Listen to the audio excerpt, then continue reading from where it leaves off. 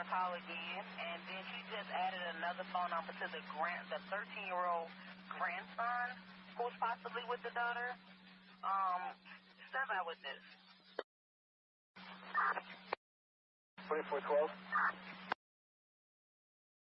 Veteran crisis hotline's calling in, so they have a female veteran off her medication. She's over at the safe haven. Detecting 12, we'll check that one out. 6 Rumble, 2 1 Charlie, get shot.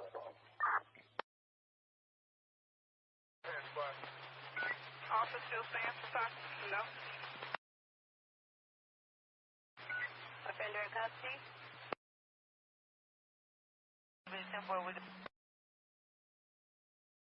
Thanks. Anyone else close, might just let me know. 10-5,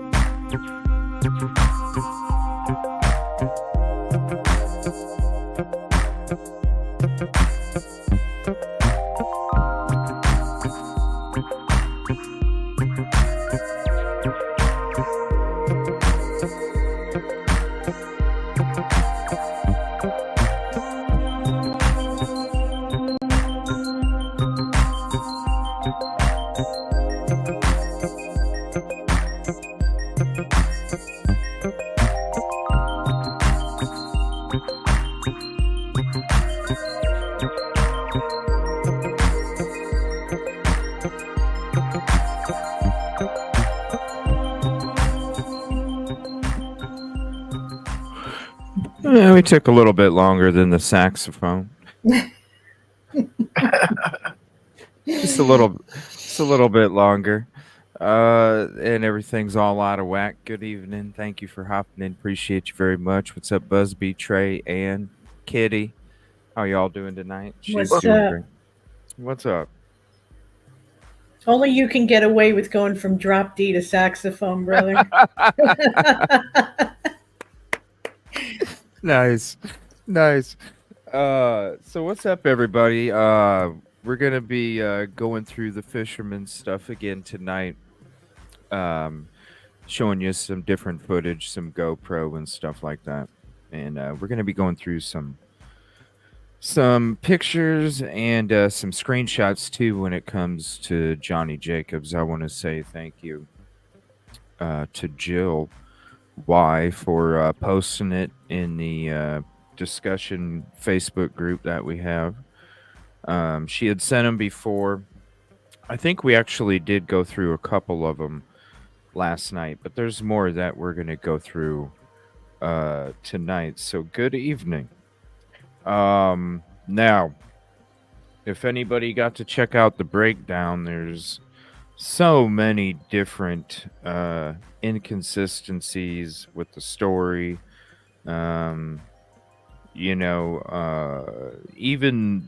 the time that he's, things take place. It's consistently 4 o'clock, but when there's certain people that are kind of poking in on that question, then he kind of is like, well, I'm just guessing, and then he kind of backs away from it. Mm. When he's asked about it, and the one thing, it was kind of funny because when you heard him talk about the 1:27 p.m. with Charles, and he was supposed to kind of clarify that, he really did, try to distance himself from trying to answer the question. For good reason. So what do y'all think the 127 is? When it comes to it's got to be the first time that they talked for that day, but it's like what would the conversation be about? I've heard a lot of different stories. I heard Charles actually works for the park. I don't know if that's true. There's a lot of different stuff being floated around about this Charles individual. No, it's actually, if you don't mind me saying, it's actually that the Fisherman and Charles are friends. Charles is friends with Charles McKinnon is friends with Tommy Walters, and they're actually friends on Facebook. We were able to confirm it, and it's Tom Walters who is the maintenance man at Lumber River State Park. Yeah. So we got this guy right here as being the Charles. This was sent to me a long time ago. Right. And so, because it was back when, it was right around the beginning when the case first happened, that there was a lot of talk about this Charles. Was Charles following her at Dick's pawn shop? Yeah. And so that's when we started digging into Charles. And this is what we concluded who the Charles was that was out there. Now, there's some stuff with the neighbor. When it comes to neighbors, you never really truly know. But it is some stuff that we're gonna go over.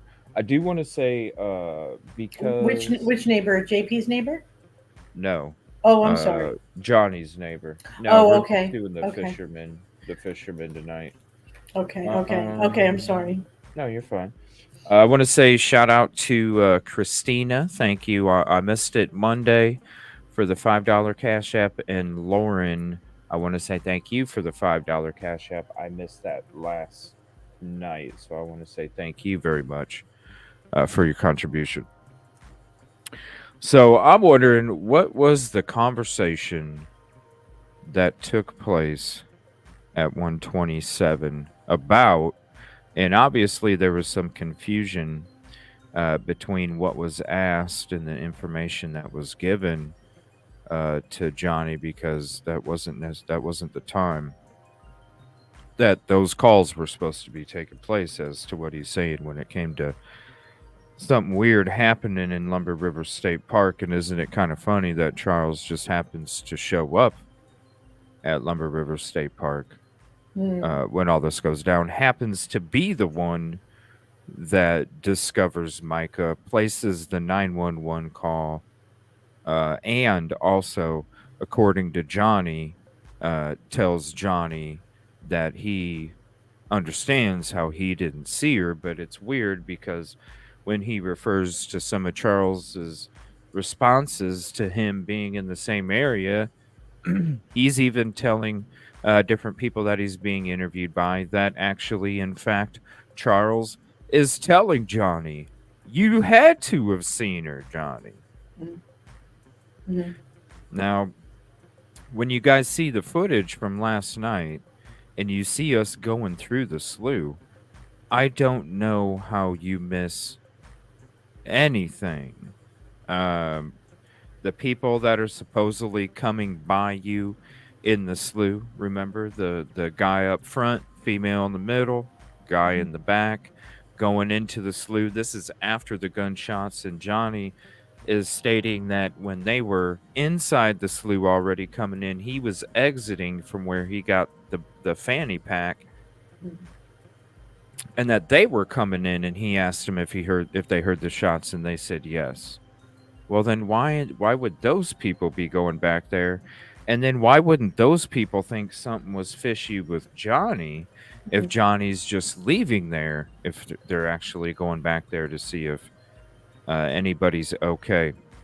I don't see how you miss Micah. You have to go past her body in order to even get to the items on the bank.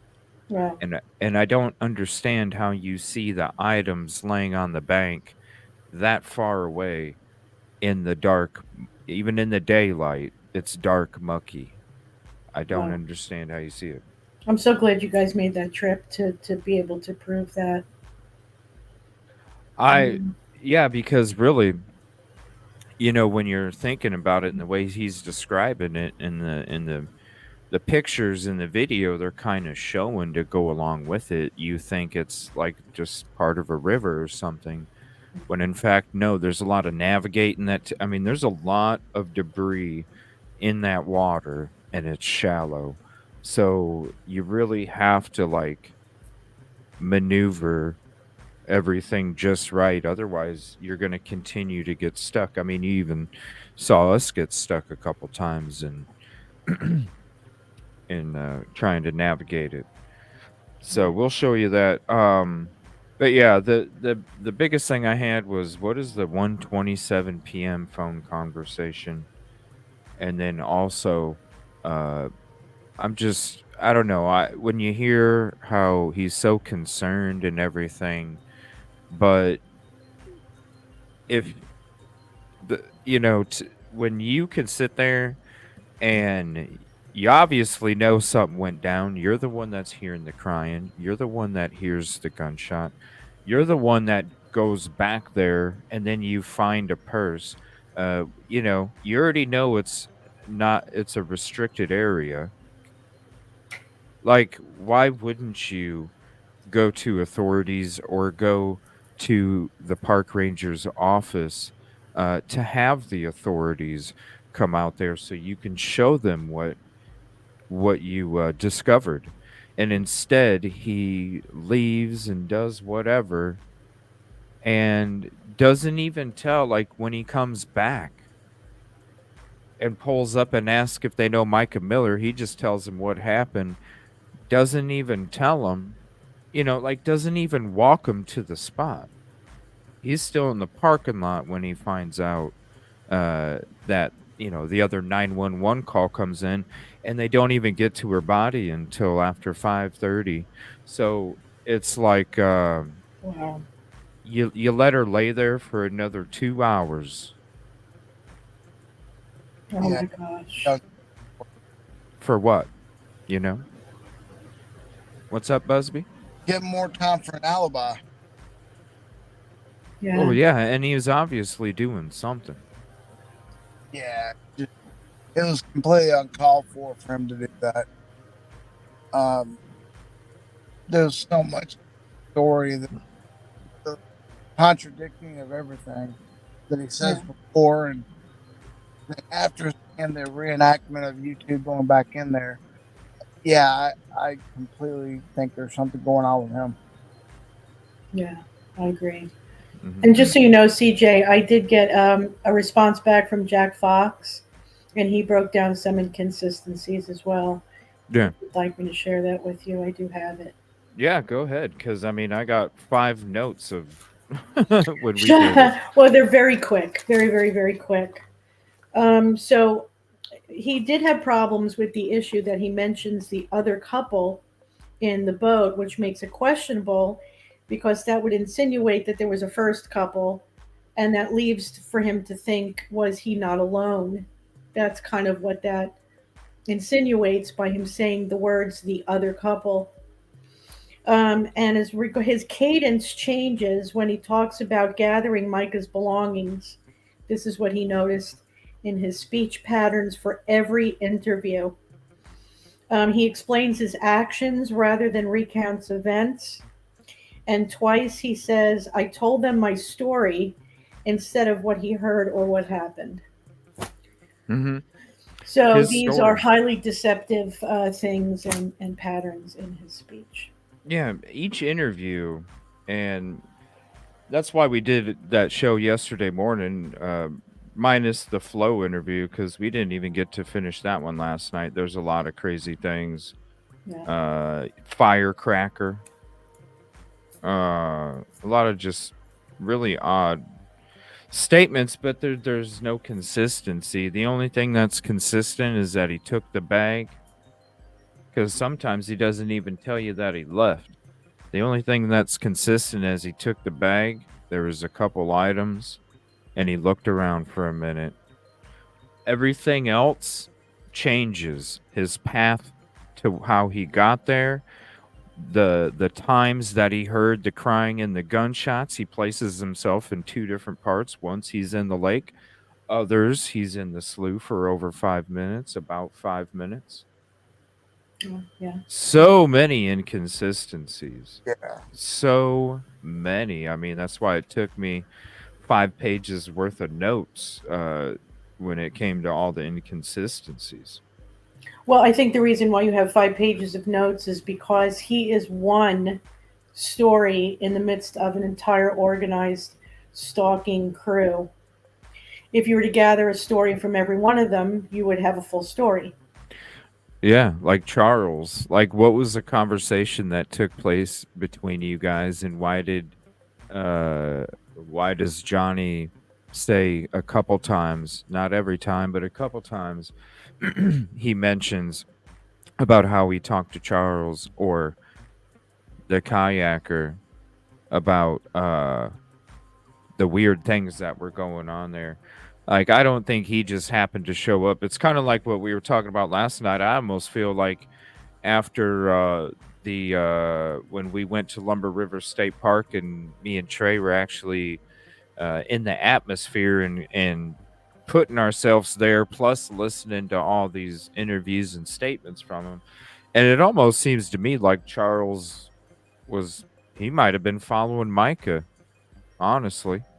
Yes, exactly. Yeah. Because I don't see how Charles or Johnny can get the conversation confused about Micah unless Micah was part of their conversation before everything happened. Because if Johnny's calling Charles and he says, Charles, when did I start telling you all that weird stuff that was going on with Micah? If it truly was and at 3 p.m, then Charles would have remembered 3 p.m. Right. Charles isn't gonna accidentally go to 127. The same with Johnny. If everything happened with Johnny around 3 p.m, well, then when Charles says 1:27 p.m. to Johnny, Johnny's going to go, no, Charles, it was later than that, man. And he's also not going to repeat it in an interview because he's already going to remember, no, it wasn't that early. It was around this time when I talked to Charles. It's not even going to be mentioned as 1:27 in any of these interviews if it really was later on. It's the way that your mind works when you're not even thinking about it. Your mouth is still, talking the truth. So I really feel like for some reason, I feel like Charles knows a lot more than what's going on. And I think when you hear Johnny mention that, I could see how Charles couldn't see her before, and Charles said that he could see how I could miss her. They're giving each other alibis and stuff. I Yeah. don't know. Well, you don't think maybe the 127 might have something to do with approximately the time she was preparing to leave the gas station? Yeah, And maybe that's that what was I'm a talking about. signal? Okay. Yeah, that's what I'm Oh, okay. saying. All right. Because to me, you don't think 127 on either side.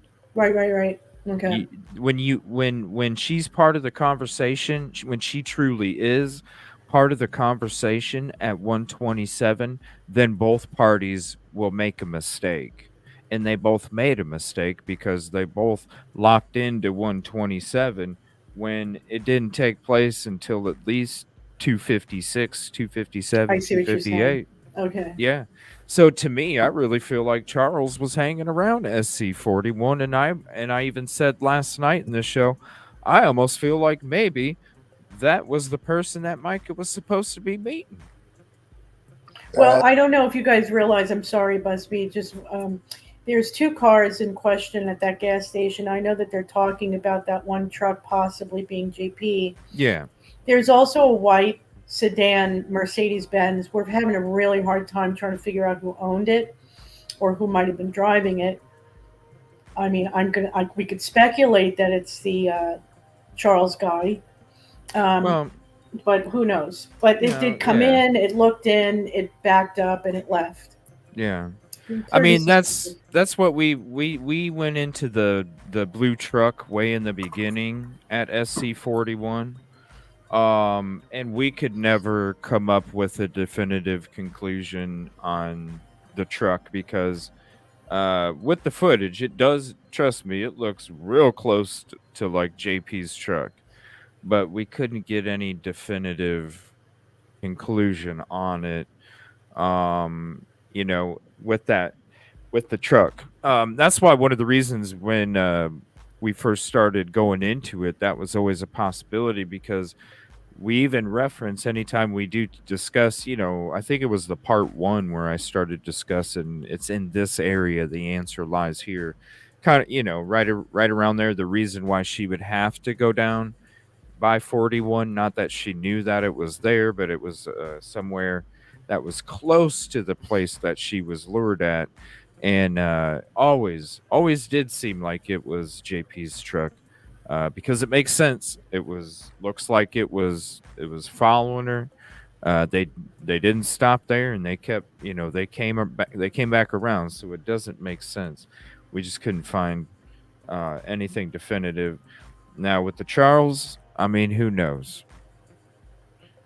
Who knows? It's just when you look at the two mess ups by both of those people, and they're into the 127, the information Charles gave him, and Johnny actually repeating it. To me, she was part of the conversation around 1:27 p.m.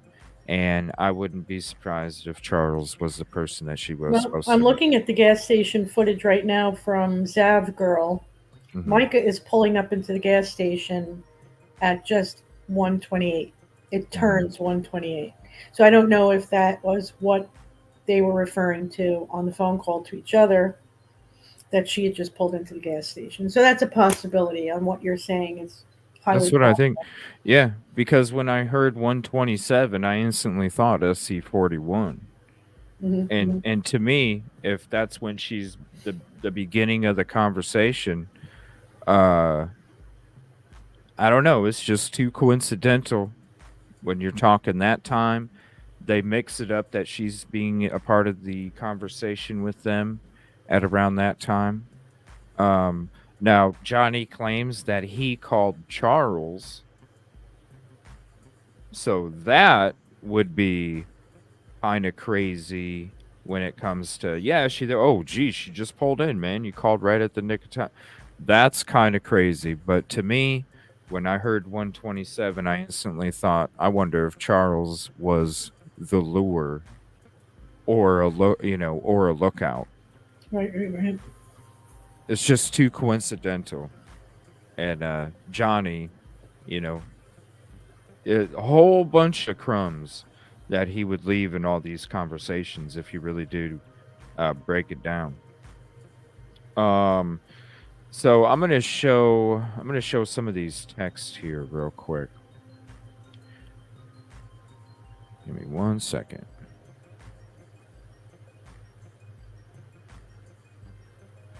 So we showed some of these last night.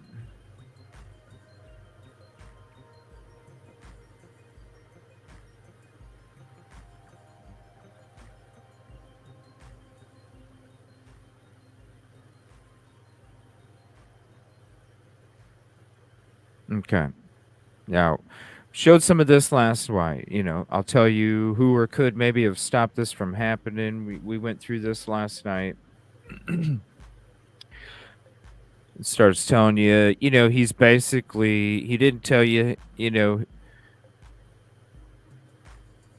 he's basically telling you he feels like somebody else is involved. Now, when it comes to, and I said this for a long time because I always thought his statements were weird when it came to his stories. We just broke it down recently, but we've gone into it a long time ago. Now, one of the things that was always weird to me was that if all of these things are saying this dude is suspicious, this was the one thing that I can't be like fully locked into it. Because what dude, you know what county you're in. You know you're in Robson County. What dude in Robson County tells on himself? Because if you tell on yourself, you don't last very long in Robson County. So when you're looking at this, and he's in different interviews, he said, I feel like more investigating needs to happen. I feel like there's more than what is being told. He's thrown out signals saying that there's something that went down, but I'm just not trying to tell on anybody because he knows where he's at. So to me, with all of these things that are suspicious, the contradictions in all of his statements and events that he described that day, the weird things that he did, deleting his phone call history, not stopping at the office before and after, leaving the scene of a crime and you knew it was a scene of a crime, coming back in a different vehicle. The timelines are all out of whack. You know what I'm saying? Like, even your statements about the sounds of what you heard and where you heard them were the suspicious activity of you going up to ask somebody if they knew who Micah was when you didn't think they were the law. And you saw law there. With all of those different things, and you live in that county, if you really did do something with it, I don't see how somebody lasts 60 years old if that's how you're approaching it. Because if he did see something, don't you think this statement right here would be getting somebody upset? Very much so. Because people would be going, bro, you need to keep your mouth shut before people come looking at us. And that's the weirdest part about all this, is with all this suspicious stuff, what dude continues to tell everybody that there's more than what's being told or investigated? Well, because I don't think they ever expected it to go beyond that day. I don't think they ever expected 4 months later for anybody, or 3 months later, 2 months later, to be talking about it. I think that he's the front man for all of this right now. Nobody else is talking. Oh. He's the only one being continuously interviewed. But that's the thing. He's being continuously interviewed. These people out here in this world that I'm talking about and the examples that I'm giving, those people don't mess around. When somebody starts tweeting like this, tweety tweet out their mouth, the first time Yeah. it gets handled. Because, like I said, when you're living in Robeson County, JLR made the video. It's one of the most dangerous counties in the United States. Yeah. They're not gonna mess around. They're not gonna mess around. So to me, it's like, he even makes the statement about two people. He don't know if they seen us or me. Who's us, Johnny? Yeah, that was big stuff that I heard, that us or me. But he says it in that statement right there. It's killing him inside. He's got to tell somebody. He can't hold it back. I for sure feel like he saw what happened, because you're in the slough. You're in the slough. We showed you guys. It ain't very. I'm gonna show you again. It doesn't take very long. It don't at all. You navigate. Excuse me. You navigate around a couple big trees in the water, and then you turn to the right, and next thing you know, you're right there. It ain't very big at all. When you're almost 5 minutes into the slough, dude, you already parked your boat. You already parked your boat. I really feel like he did see something. Oh, yeah. But how these people didn't see him, the only thing I can think of is when you're on the bank, and I'll show you the footage there too. When you're on the bank, there's a lot of trees right there in between the water and that path.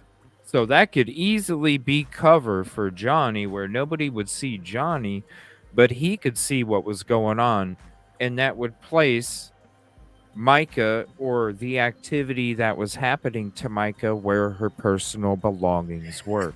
Because if that's where you're standing, where her personal belongings were at, you can't see coming into the slough. But the slough can definitely see you, because it doesn't have all that extra brush around. Doesn't have all that white light. What's up, dude? Doesn't have all that white light either. When you're inside the slough, it's a little bit darker. You don't have all the white light of, like, if you're at the observation deck looking back into the slough. Yeah, it's a different kind of visual. Right. A different kind of visual. We'll go. I'm going to show you guys here in a second. I'm going to share these real quick. Oops, hold on 1 second. StreamYard's being a pain. Oh my lord. Okay, here.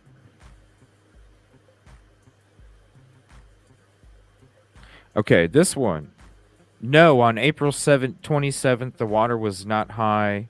You could stand about 15 from the bank to those flowers, and I know that for sure because I live about a half mile from river. We also went down there, and me and my son was fishing at the boat ramp that day, and everyone heard the gunshots. This is supposedly a neighbor. Gunshots, more than one. Yes, there was two. Johnny always claims he only heard one. There were multiple casings. Did you hear anything else than gunshots? Who is, quote, everyone? Excuse me. Who is everyone? Were you at a boat ramp in the park or near your home? The park. The park was full of campers and people fishing and a family reunion, many boats being put in. We were at the park fishing at the boat ramp. There's a lot of people that do fish right at that boat ramp. There's like some picnic tables. There's like a swing set over there for kids. bunch of benches. There's areas where everybody can kind of sit along there and do kind of whatever. There are a lot of people are fishing, especially right by that boat ramp. No, because the police really didn't talk to anyone down at the water fishing. They just basically talked to the fishermen that called the police. It says you have to go to the police. You heard two. How far apart were they, back to back, or was there a delay in time? If you don't think the police will do anything, you could at least reach out to the family to notify them that you heard two. Did you hear only gunshots, or did you hear screams or crying? The shots were one behind the other, and we were downriver, so we didn't hear any screams, but the fisherman Johnny said he heard crying. Then someone said help. Then he heard shots. That is what he told the man and woman standing on the pier about 500 yards away from where she was found. The observation deck.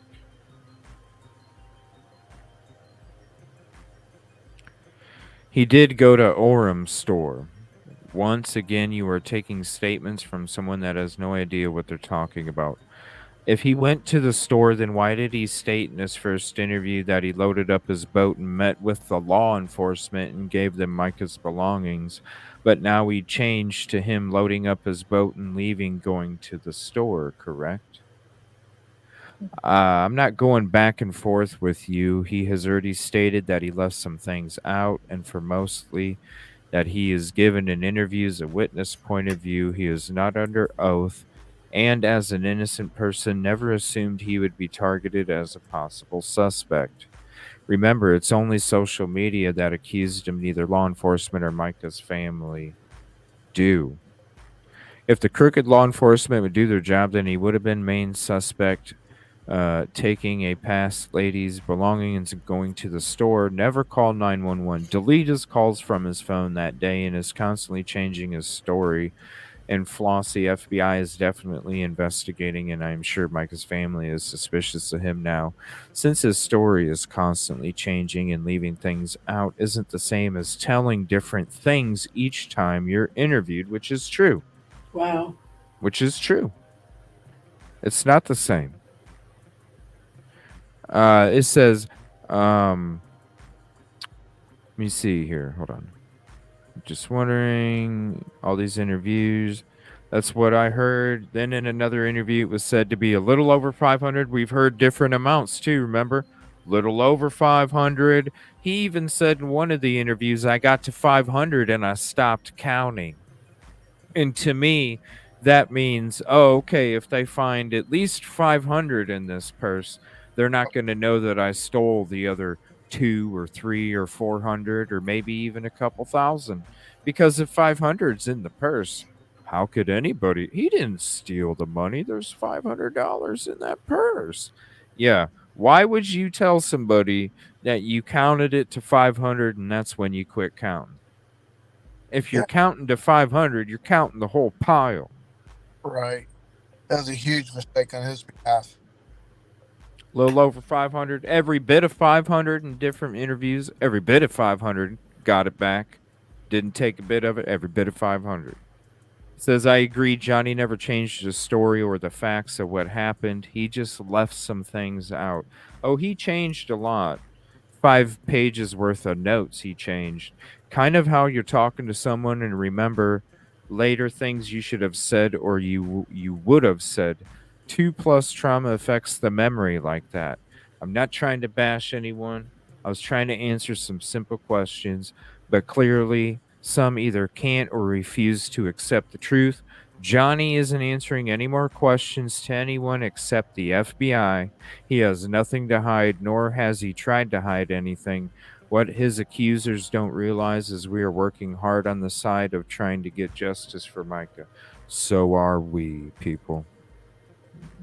So are we. That's why we're discussing the fisherman and the kayaker and the stories and the inconsistencies. And that's why we went to South Carolina to show you guys, because the inconsistencies bugged us enough to where we put ourselves out there to do the work that we were doing so y'all could understand how it is all inconsistent.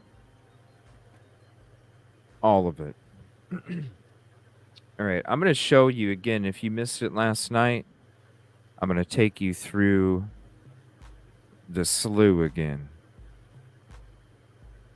And then we're going to show some other videos here real quick. Is Trey okay? I wonder if he's still asleep. I don't know. Is he all right? All right. Muted. I'm going to take you. Is he? I know. I haven't heard him say anything the whole time. I wonder if he fell asleep again. Aww. It's gotta be tough, you know. Like, I worked third shift before, and I tell you what, man, that third shift ain't no joke. Third shift sucks. That third shift ain't no joke. What's everybody? Thank you, everybody, for hopping in. Appreciate you. All right, we're gonna take you into the Slooh. If you missed it last night, here it is again. This don't make no damn sense. All right, so here's where the fisherman heard the gunshot.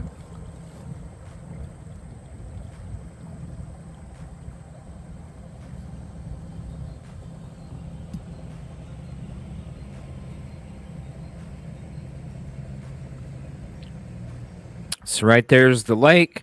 Straight back is where the cement bags are at. Off to the left is the Slooh. And these will be uploaded tomorrow during the daytime. I'll be uploading, I think it's like 6 parts. I'll be uploading part 1 for sure, and probably 2 or 3 after that. We do it the most, I'm telling you. They got good paint though. Mine looks like actual liver.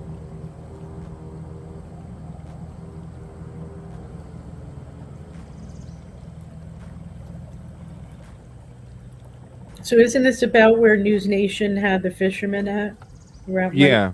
Okay. Yeah, right in the beginning. Even though I'll go ahead and rewind it. Right in the beginning, I'll sit there and I'll say this is right where the fisherman stated. Now I had other cameras going at the same time. This one was focused straight ahead. The other videos that I'm going to be dropping as well, you'll get the different angles and stuff like that. So basically, as we're going up here, the observation deck is going to be right on our left. So the darkness of the middle left of the screen, right to the left is the observation deck. And then right to the right, when you're watching him and you can see his hands, you know, he's sitting on the boat. You can see the red interior. You see his hands on the wheel for the boat. Yeah, right there. That's where he says that's, and it's important too, because that's to different interviews. He says that's where he was at when he heard the crying and the gunshots, just like the News Nation, but also when he's being interviewed by other people. And then other interviews, he's telling you he was in the Slooh about 5 minutes, in the Slooh for about 5 minutes, and then he heard the crying and the gunshots. And so it's a completely different area. So I'm going to show you. I'm going to show you right here. Watch. All right, so here's where the fisherman heard the gunshot. So right in the beginning, here's where the fisherman heard the gunshot. Off to the left, directly to the left is the observation deck, and then off to the right is where he states that he was at. Now I'll pull up Google Earth real quick, and I'll show you guys exactly on the river, exactly where we are at, and what I'm saying here. 1 second. Let me pull up the river. All right, so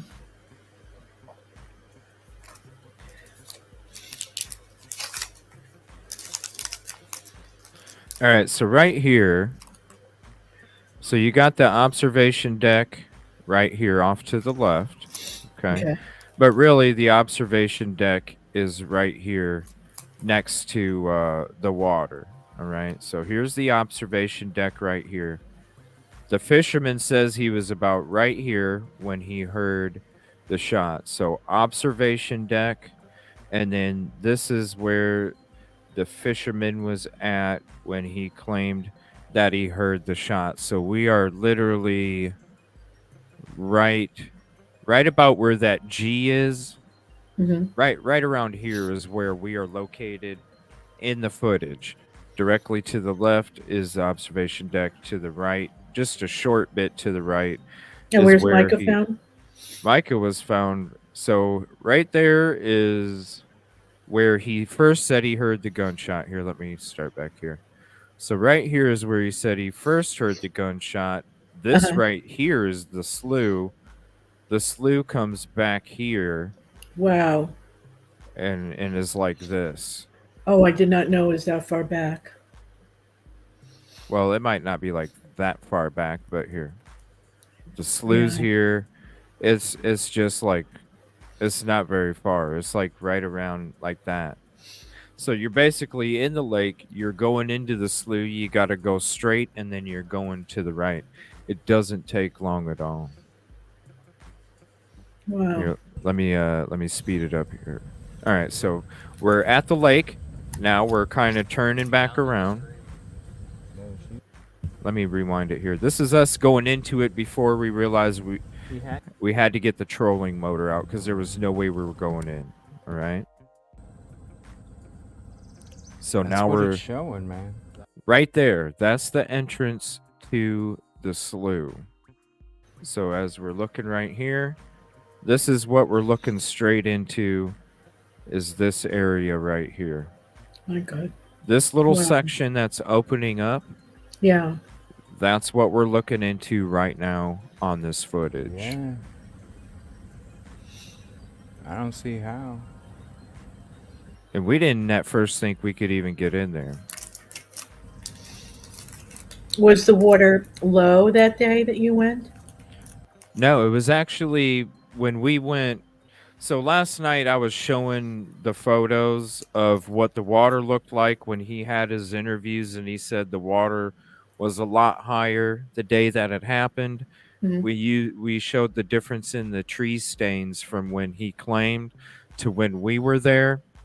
And that's why I said last night it was almost like a blessing for me and Trey that Hurricane Debbie came in and added water to Lumber River, because it actually, when you're looking at the footage and you're comparing the stains on the trees, the water level was higher than it was during any of those interviews, which is what he claims. And so I almost feel like it was a blessing that hurricane came through, because it gave us, I think, pretty close to the water level of the day that when this took place. And it's very important because when you're talking about how shallow this slough is, it's very important because a foot or two of difference in water can affect if somebody's boat is able to make it back there or not. Right. Now, if we had went there before the hurricane, we probably wouldn't have been able to get back there. There would have been no way we could have done it. And the water, according to Johnny, was a lot lower than it was right that day. So, yes, being able to use the tree lines and the stains when it comes to the trees that are in the water was able to give us an indication that this water level when we went was very close to the water level when she was there.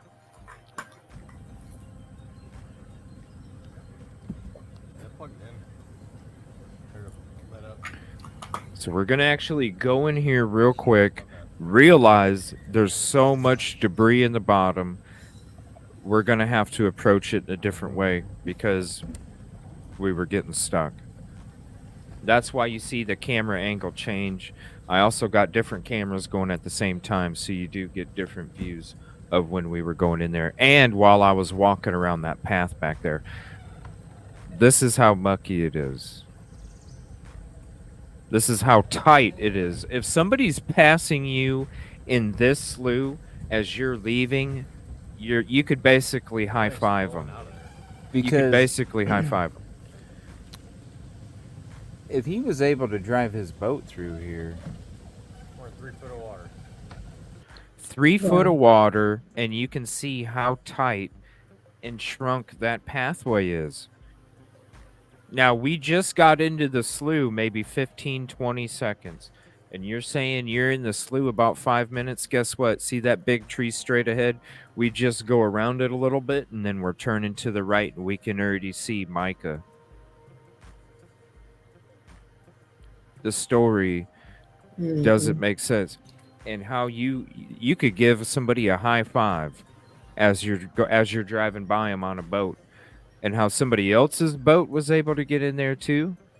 I mean, we were able to get in there. But the thing is think about it. If you're one of those 3 people on that boat going in there and you pass Johnny after you hear a gunshot, do you not think, what's that guy doing back there? Hey, buddy, what are you doing back here? What's going on? Right. It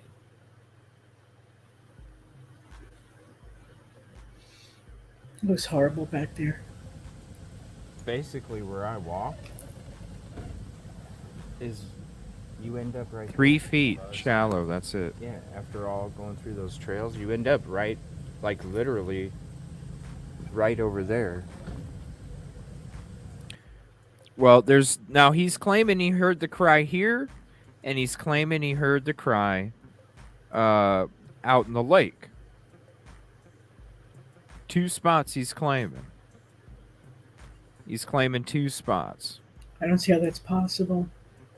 He's claiming 2 spots. He's claiming one in the dot to the left. He's claiming that's where he heard the gunshots and crying. And in other interviews, he's claiming the dot to the upper right, where you're in the slough. Well, there's another inconsistency then, because the one to the left, he said he couldn't hear anything through the trees or see anything or hear anything or know, so that they were so thick. I don't see how that's possible. Well, that would be when he's giving you the story that he heard the gunshots in the slough. Yeah. So basically, it would be him being right in this spot, because that dot to the upper right is right here. The dot to the upper right is right here. Okay. And this is where I'm sorry, you got to think about it. This is August 31st, September 1st, whatever the date was, September 1st, I think, Saturday and Sunday, right? The foliage is a lot thicker than it is in April. Okay, number one, you can see the foliage. Is it hard to see, looking at an angle at the water? Yes, because the reflection. But I can tell you right now, if I'm seeing somebody wearing all black and I'm seeing other people standing around, I could definitely see. And after we take a turn to the right and go to where she was at and where her belongings were at, I don't know how you... I feel like he came and saw something. To say that you were about 5 minutes into the slough when you started hearing crying and stuff, obviously when you're listening to some of his stories, he's talking about other people that are going in there to fish. I'm wondering if people have a hard time getting a bite, out in the lake, if some people might come in here because maybe some fish, a little couple fish or something, might have swam up in there, and they might be isolated, and they can only go down a certain small path. And so maybe some fishermen go in there just to get some easy bites or something. I can see it. So if you're going in there, I can see you going in there to try and get an easy bite, or who knows what you're going to do because you're all private in there. But when you're coming in there, I really feel like he was going in there, and all of a sudden he saw what the hell was going on, and he was peeking. He was hiding in that brush, trying to see what was going on because he could hear what was going on. And I think he knows more than what he's saying. But the 2 spots, you got 2 different spots where you're telling people you heard the crying and the gunshots, and when it stopped, The spot to the bottom left, I don't know how you hear a faint cry in a gunshot that sounds like a firecracker, because you're still pretty close. And when you're talking to the spot to the upper right, I don't know how you hear a firecracker unless there's a silencer. Right. A firecracker is nothing.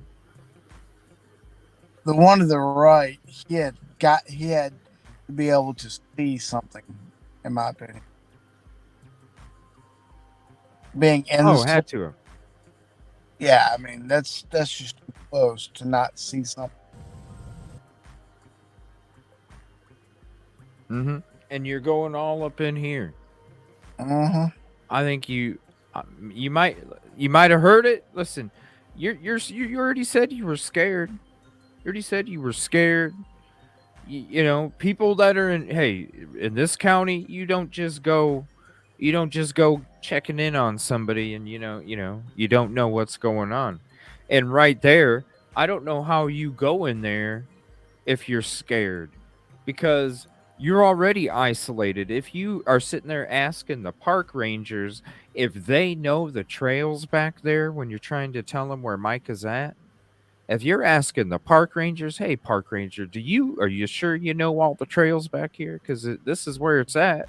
Like, he knows the trails better than the park ranger. Yeah, he's been there a few times. So we're going to turn it around, and then he's got to switch the motor. And then this is what it looks like when we go in there, and I'll show you once we get on the riverbank. We only showed a small snippet, but I'm going to show you us walking up and down there as well. All right, so hold on.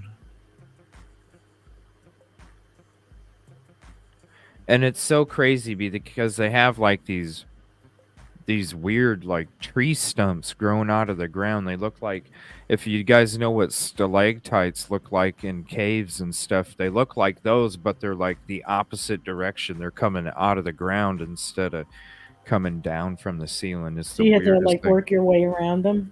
All over. They're all Yeah, over. that's what There's trees that are laying down sideways. I mean, it's just, wow.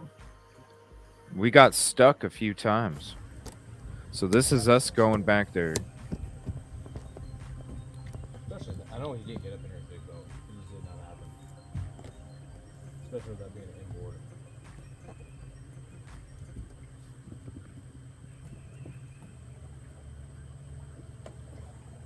I have to say that canopy is thick. What's up, bro? That I have to say that canopy is thick. Oh, it's night and day difference, man. We were able to. It took us a while to get it built, but it's a game changer. Yeah, it looks Cyper's knees is. Oh, that's right, Cyper's knees. Really weird looking. I was wondering if And if he did, he had a hell of a skinny boat, or he just pulled over off to the side here. So.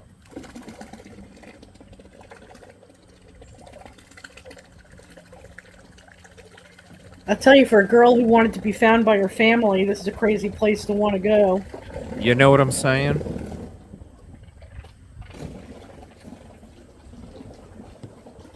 that's not the place to go if you want. You're cutting out a little bit, bro. What? So that's not the place you want to go if you want. Mm-mm. There ain't no way. It's shallow as fuck. Looks like a killer fishing spot, though. Just a couple feet, that's it. And then you're talking all that debris on the bottom. The mucky gross. So we basically just went in just a little bit and then turned right. I don't see how y'all did alligator.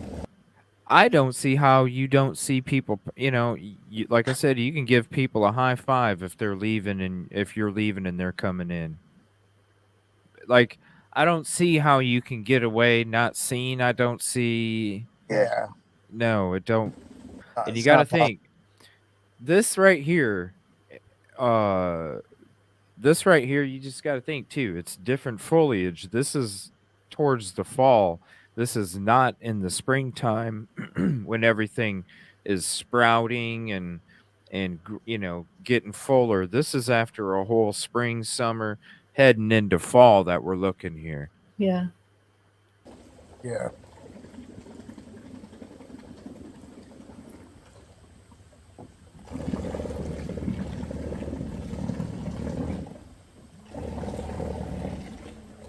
It was so shallow, he had to have some of that trolling motor out of the water just so we didn't hit stuff.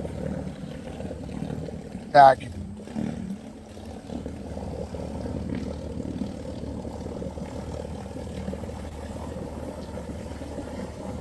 We're barely moving. Now we're starting to get it up a little bit.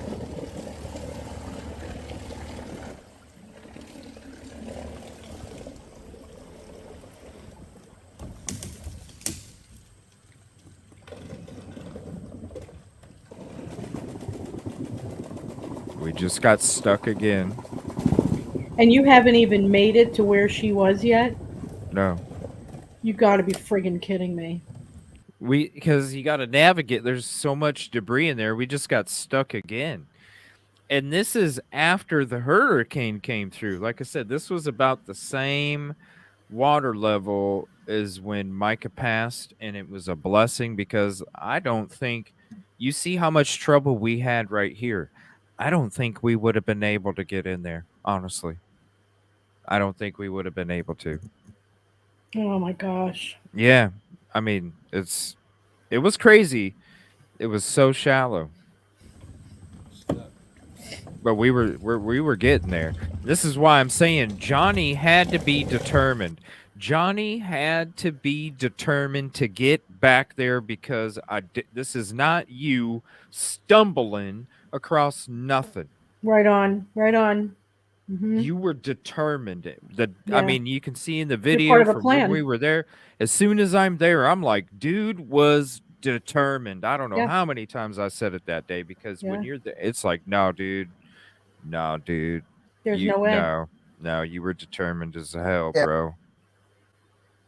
Because And looking from what you all went through to get back there, if I was just curious about what I heard, I mean, I would have gave up and be like, forget it. Before I went through all that crap, just forgot what I heard. Oh my gosh. And then if you're like accidentally stumbling upon something, you're not back rowing like I'm sorry, they're gonna see you. They're gonna see something. Yeah. Dude, you were determined, like you were determined to get the fanny pack, bro. Mm-hmm. Yeah, that was part of his job. That was his right. part. That's right. He was scared as hell, and he knew better than to go back there, but he did it anyway. And then you see the path that Johnny was taking right here, bro. You were determined. You were determined as hell.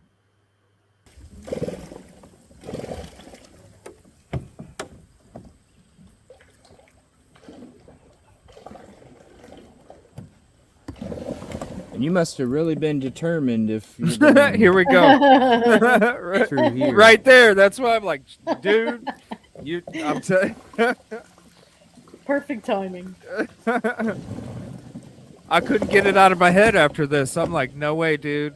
No Mm-mm. way, man. No. Not like, and no. I guess we all guessed what my video is going to be on tomorrow.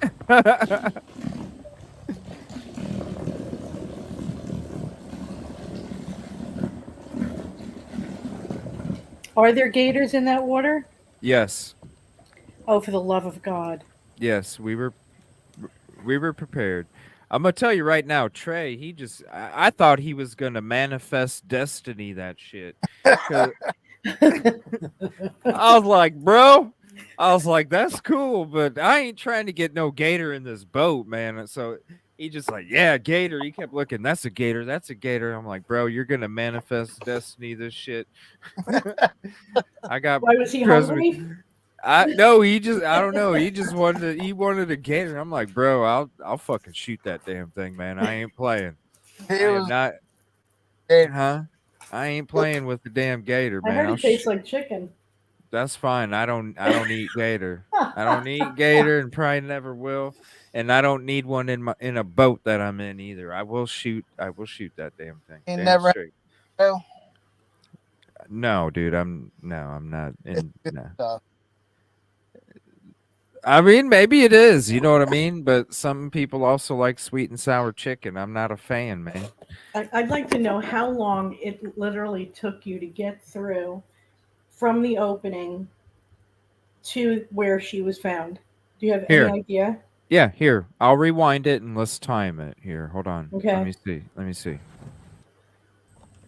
me see. We'll watch it again. We'll time it. So, I'll put a timer on if you want. let's see. Just let me know when we start. All right, let me I'm go. sorry to make everybody go through this. Oh, no, you're fine. All right, so we're right outside the slough.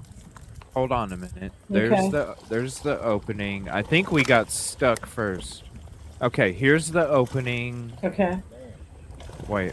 Okay, so don't count it yet because we're still at the edge. Okay. Let me know when. Yeah, hold on. Because he said 5 minutes into the slough. Let me know when it's 5 minutes, and then I'll still let it play, but let me know when we reach 5 minutes. Okay. All right, so we're kind of backing up. Now we're gonna head in there, and I would say, okay, go ahead and start it. Okay. I'll just let it play. It smells nasty, and the bugs are, oh my gosh, horrible. You're gonna hear them, trust me. I'm gonna show you when we go on that path too. Especially, I know he didn't get up in here with big boat. It just did not happen. Especially with that being an inboard. I don't know if you want to pause it when we get stuck. That's up to you. No, keep going because that's part of the whole. No, I mean for your timer. I don't know if you want to pause it to count us getting stuck. No, I would keep it going. All right, so here we go. Because if the water was lower, according to him, he would have even more trouble. No. The water was lower when he did his interviews from when the day that everything took place. The water here is going to be about the same level that Johnny had when he went back here. Oh, I see. Okay. Yeah. Okay. All right, Yeah. I understand. So then we'll act as if he's doing this. Right. Mm-hmm. You're basically in Johnny's boat, but we're putting And if you he there. did, he had a hell of a skinny boat, or he just pulled over off to the side here.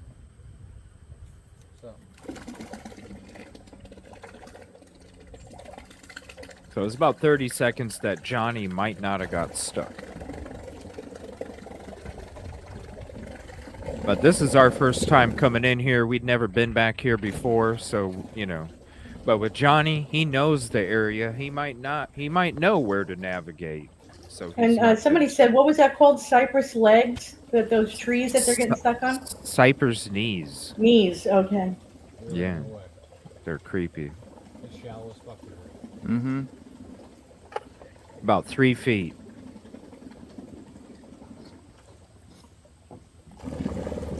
How much water would you say it was?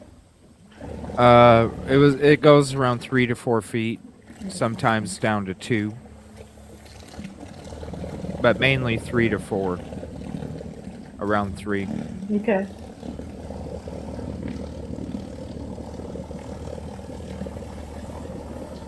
Okay, so now there's that big tree in the middle that we're talking about.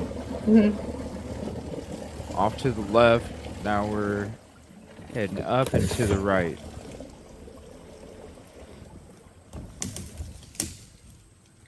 Got stuck again.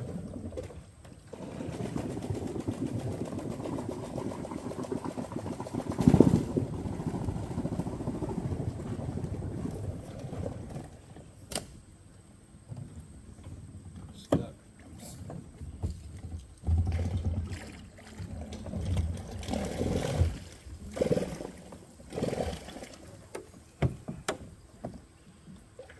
I mean, you guys have been doing this long enough that whatever you're facing in that water, so is he. And you Yep. must have really been determined if you're going On a boat. through here. Mm-hmm.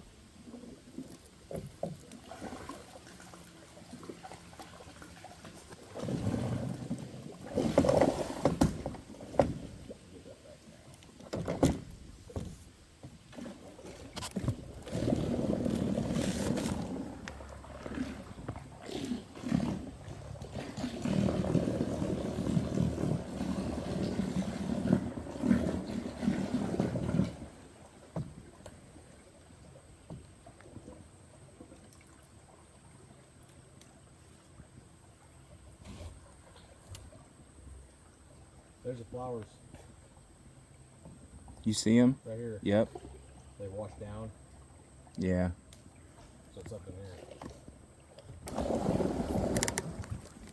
here. Okay, so that would have been where her body was at if you want to mark that on your timer. Okay, and so then that's 4 minutes and 12 seconds. 4:12, and then we're coming up to the bank here where he parked. I like this tree recently. Mm-hmm. Where did he park? I'll keep it timing. Yeah, because I remember that tree right there, Which one, the apple one? right in front of us. Oh, it's right here. Are you going to where he parked? Where she found? Yeah, that's Yeah. I basically recreated his whole Okay. story.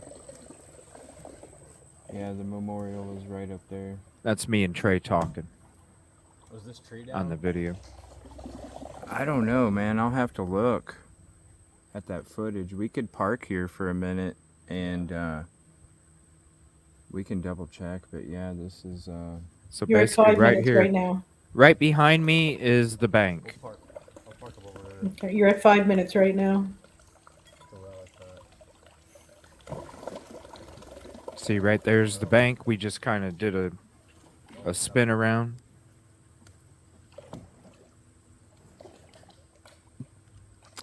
yeah, because right around here. So right around here is where the items were. Right around here is where the items were. Here in 5 minutes. Mm-hmm. 5 minutes, Okay. 40 seconds. All right, so let me. All right. That's 5 minutes, 40 seconds. Mm-hmm. You can basically see. So here, let me rewind it.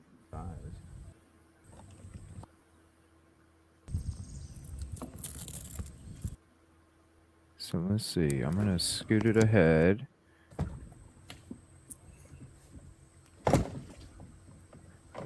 And this is where And you if he could did, he had a hell of a skinny boat. I'm going to play it to where you could see what's going on back there. Let's see, 1151. Is it up this way? No, we still need to go forward.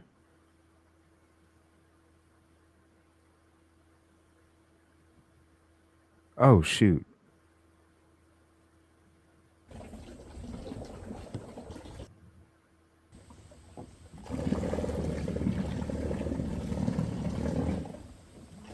All right, so right here, this is where I think Johnny was at.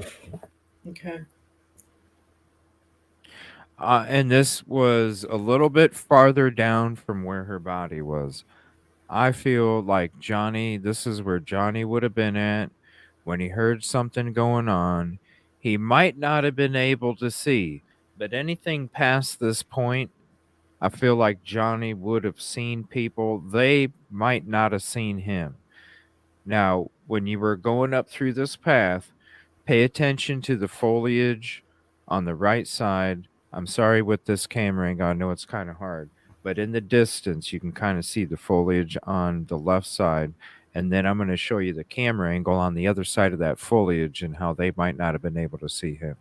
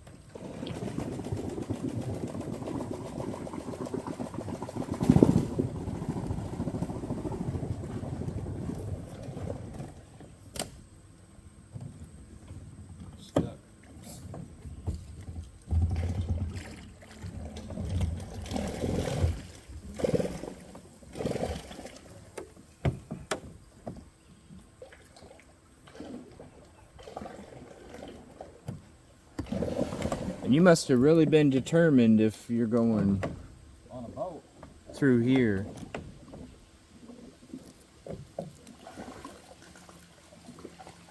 And it's just real. It don't open up until right around where the flowers were at, and then it gets back skinny again. It goes skinny, opens up for a small part, and then gets skinny again.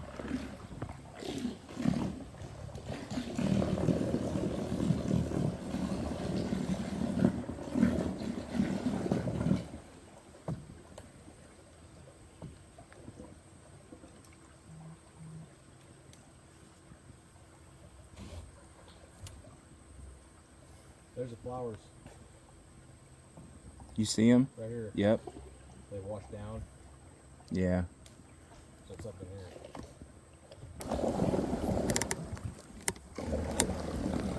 here. Now see it from here, right? Okay, we just saw the flowers. Now watch. It's not that far for the bank. Straight up ahead and to the left. See the middle, that tree in the middle, that bright tree? Right to the left is where the bank Like this is. tree recently fell. Yeah, because I remember that tree right there, Which one, the knuckle one? right in front of us. Oh, it's right here. Yeah, right to the left is where it is. Not very.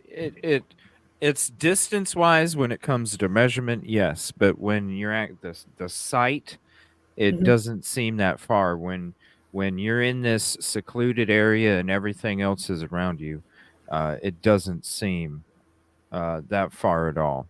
All right, so here's us getting out. Let me see, how long is this one? But if you're on land, how easily is it to get from where she was found to where the bag was found? Oh, we went through that last night too, right here. You did? Okay. This is Yeah. the spot. Oh yeah, we went so- through all these. That's Scenarios. yeah, last night. Yeah, that was the thing. Me and Trey, we wanted to show everybody the footage and kind of explain what we were thinking, where we were at, what we were experiencing. So if this is your first time coming in tonight, definitely check out last night, because me and Trey pretty much went through all of it, kind of took you there, showed you, Okay. basically we put you in the boat with Johnny when it came to Johnny's story and what he described as the events that took place that day. Right So this is right here. So this is outside of the boat. We just put the boat on the bank that Johnny described as where he found the belongings. You're going to see how close the trail is. He says the trail leads right to it. The trail, you have to make a lot of turns and go here and take this turn and go through water and all this other stuff. You don't just get here straight to it. But is it right off of a path? Yes, it is. Here. It's where the items were found. Okay, now see what I'm saying? When you look at this right here, this is why I'm saying if you're in the slough looking down, you could see, because we gave you that view, you could see what was taking place here at this location. But if you're at this location on the other side, do you see what I mean? How the foliage would block your view. Now, again, this is foliage from just a couple days ago. That's what he said. Not from April. But, well, he was saying what you're referring to, Ann, is he was talking about when he was actually in the slough, he couldn't see anything because of the trees and the forest. Because when he mentioned the trees and not being able to see, that's when he said he heard the gunshot or he heard the crying. I want to make it 100% clear, I could not see anything. It's because he wanted to place himself as being in the slough or being in the lake, hearing the cry, but he didn't see nothing. I really think that he saw something for sure. So this could potentially be, if he really was in the slough, I really did feel like he saw something take place. I don't know how you zone in on a black fanny pack when you're rolling through the lake before you even get to the riverbank. I don't know how you focus in on it. So I feel like he saw something take place. He knew something was going to be there. That's why he was so focused That's the on other it. couple. See, he's telling the truth without telling the truth. If you notice, you have to pass by where her body was found before getting to the point where her bag was found. So Yeah. the other couple in the other boat took care of her while he took care of her belongings. That's what it Well, sounds like. to me, it was like, or Charles, because to Hmm. me, we brought up the point last night. You're that close to her body. How does your boat wake not disturb her if all it took was a kayaker bumping into a log for her leg to come up a little bit? How did the wake from your boat not disturb her, Johnny? And how did the wake from another boat that came in there not disturb her as well? Hmm. Those two boats should have disturbed her Right. already Hmm. before the kayaker, which would be the third boat in that area, would even have disturbed her. So when it comes to him supposedly, because there's only one interview that the fisherman says that the three people in the boat were in the slough when he was in the slough. Any other interview that he talks about those people, the three people in the boat, he talks about them being in the lake, Hmm. coming down river, going into the lake, and he's leaving the lake. Only one interview, he tells you they were both in the slough. And that's what I don't understand, how you didn't give each other a high five because you were literally that close. I wouldn't be surprised if y'all bumped your boats. Right, You right, were that right. close. Yeah, Uh, yeah. doesn't make sense to me. And also, when it comes to those three people, how do you know that one of them's a daughter and one of them's a dad? Right, right. Now, let me ask you a How do you question. know that? How was it that, just repeat for me one more time, was it the fisherman that said that Charles was the one who found her? Or is that just, how did that come about? I thought I heard you mention that earlier. Charles is the kayaker and Johnny's the fisherman. Oh, really? Yeah. Oh, Yeah, oh. Charles is the kayaker. And that's very interesting. And so, and who said this? The fisherman? How did we Yeah, find that out? the only time you heard Oh, from the kayaker the only time you heard from the kayaker is the 911 call that keeps cutting out. yeah. Okay. I have that Johnny's call. the fisherman. Yeah, Johnny's the fisherman, Charles is the kayaker. Okay. I mean, how Charles did is you find that out? How did you know it's Charles? Because Johnny told you in one of his interviews Did in he? yeah, Okay. in one of his interviews he refers to the kayaker as Charles and he goes, "Oops, I probably shouldn't have said that." Okay. He says Charles. He Okay. tells you who it is. He said the person name is Charles. Oops, I shouldn't have said that, is what he said. Yeah, you probably shouldn't have, because you were trying to distance yourself from the kayaker and you guys knowing each other, so your guys' little stories would be legit. But when people started looking around and asking questions, you were telling people not to be investigators. Yep, yep, that's right. Mm-hmm. That sounds very interesting to me. And I Mm. definitely think so, RC, because I think JJ called Charles to not only come out there, but see, at first, before the 127, I always felt like, because I knew that they were friends in the, like 3 months ago, I knew they were friends. We were looking into this in the very beginning. We already found out they were friends. I already found out they were friends. But I didn't realize the 127. I had always thought that Johnny had and the kayaker, yeah, you already know each other, you're good buddies. You probably called him out there because some shit was going down and you wanted him to come out there and check something out with you. But when 127 came about, that's when it went from Johnny called him to come out there to where Charles was already planned to be out there. You see what I mean? Not that Johnny was calling him out there anymore, but that Charles was being contacted before because he needed assistance, and times are tough. That's why I'm telling you, like, when he's selling his boat here, he's selling his boat. He's been trying to sell his boat. First tried to sell it for 3,600. Now he's trying to sell it for 2,500. Nobody's bought on it in 8 weeks on Marketplace for the new price. So that is true. Oh, it is. It is his boat. Yeah, we've already put that up with you. I'm just gonna vomit. Okay. It's the boat that it's not the boat that he's telling everybody that he took. Mm-hmm. It's which I'm starting to wonder if he lied about that too. Yeah, I'm starting to wonder if he lied about this other boat too. I really am, because Trey brings up a great point, and in all these interviews, Johnny is very descriptive about other people's boats, but his own. So then when you're sitting there and you think about that and you're like, well, wouldn't you try and sell the small Busby?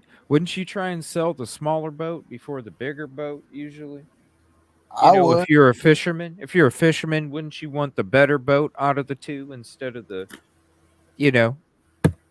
So you're going to say, unless the bigger boat was costing you more money. I mean, but what you already own it.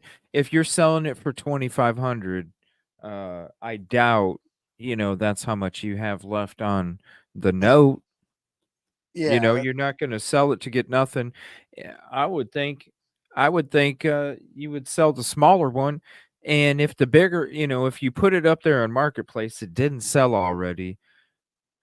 I would think that you would see the smaller boat at some point too. So I don't know the weirdness of the whole story about the boat. I told Trey when we were there, I was like, dude, I feel like his boat was just like the size of this one, man. And I'm telling you right now, I feel like we had to be in something close to what he was in. I wonder if he's like changing his story about this boat, because he's sitting there telling you it's a one-man boat, okay? It's a one-man boat, and it kind of looks like a canoe. Yeah. You need a trailer to haul that? Good point. And you have a truck? Now, go with me. Who hauls a kayak, bro? Who hauls a kayak on a trailer? Go with me on this. What if he owns the kayak Charles was in also?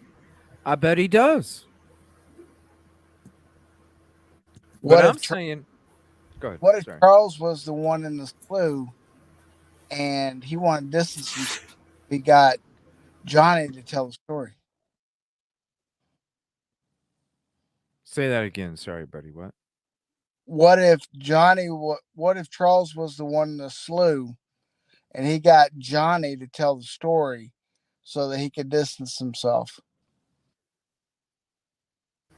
Well, he's not doing a very good job. Well, I think this is what took place, right?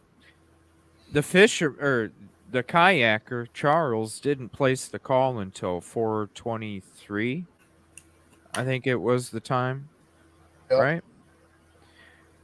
What time did Johnny? Yes, 4:23. What time did Johnny show back up at the park after he went to go get a lighter?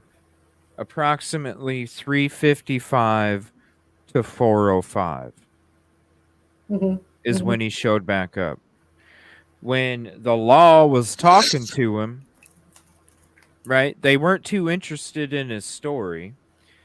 He was telling the law what took place, gave him the bag or the fanny pack, and then the law was already, we heard it from Johnny, they just took a story and let him go. They already told Johnny that it was a self-unalive before they even had the drone finder, which the drone didn't find her. But what I mean is before they even had the drones done, they were already determined that it was a self-unalive based off of the 911 call, according to law enforcement, because they didn't keep Johnny anymore. They obviously let him go. So what I think took place is I think Johnny made a call to Charles to let him know that everything was okay, and you can tell them that you bumped into her so we can get the F out of here. I think Johnny called Charles. Now, when you're on the lake, it's different when you're in foot and you're in the woods. I can't get a signal worth of shit. But when we were on that boat, it would pop up a bar, disappear, a bar, disappear, a bar, disappear. I could get, when you see the phone, when I'm showing you on the screen, I could actually get the Google map to load on my phone and give me a GPS dot. Not that it was exact, because it was a little Right. off than what it was showing because of the connection issues.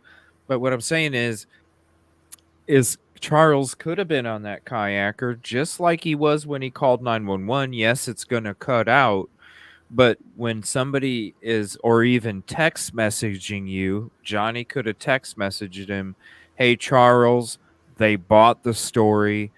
They're cool with me. Go ahead and call it in." So go back to the timeline again because something didn't make right. When did Charles call the police? 4:23 p.m. is when he called 911 to notify law enforcement that he found Micah's body in the water. And what time did Johnny get back from the store? I would say approximately 3:55 to 4:05 p.m. because he stated that he was talking to law enforcement for roughly 20 minutes before he was notified that they had located her body from the 911 call. That somebody called in and they had located her body. So So he left and came back before the kayaker even called it in. They found the body. yes, at 2:54 p.m., Micah called 911 and you heard the call. Mm-hmm. At 3:03 p.m., that's when Robson County sheriffs were dispatched to Lumber River State Park in reference to check on Micah. Okay. At 3:05, they made contact with the Lumber River State Park. Then at 3:31 is when they finally show up. So about 35 minutes after the 911 call from Micah, deputies showed up at Lumber River State Park. Okay. At 3:33 is when they dispatched the drones, and at 3:50 is when they got there with the drones. Okay, so when you're listening to Johnny's story, he tells you that he got the bag loaded up his boat, left to go get a lighter, came back, and came up behind somebody that was in a truck, and he didn't realize they were the law until he saw the drone. So the person that he pulled up behind was not there when he left. When he got back, that person was there. The reason he didn't think they were the law is probably because they were on call with the drone and had to come out there for an emergency. So Right. somebody's going to show up in their home vehicle wearing their home clothes, except maybe a vest they had in the trunk that they got to throw on, right? But he probably wasn't even wearing that because Johnny didn't even know he was the law until he saw him with the drone. They didn't show up at 3 until 3:50 with the drones. So that's why I'm placing Johnny between 3:55 and 4:05 because he didn't know who the drone flyer was, that they were the law, and also he was only there for roughly 20 minutes before they were notified at 4:23 that they found somebody in the water based off the 911 call. So from 3:55 to 4:05, that's when Johnny gets back. Now, when Johnny left, that's up for the debate. Okay, if you are right, 2:54, Micah places the 911 call.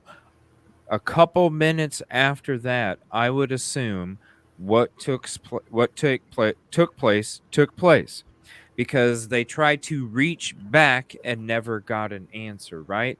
So I'm estimating around 2:56, 2:57 is when the event with Micah took place. That would place Johnny back in the slough around 3 p.m., 2:55 to 3 p.m. Now, for Johnny to then go back in there, grab the bag, look around for a minute, get back in his boat, leave the slough, get back to the boat dock, get the boat loaded up, and take off, that would estimate about 20 minutes. Right. Okay. So that would put you at 3:20. 3:20, the deputies were not even there yet, but he tells you that he saw the law when he left. The law didn't show up until 3:30. So to me, it was another 30, maybe it took him 30 minutes to leave and get the boat loaded up. 20, you'd be busting ass. 30, I can understand. Just a few minutes later, the people with the drones show up 20 minutes later. So Right.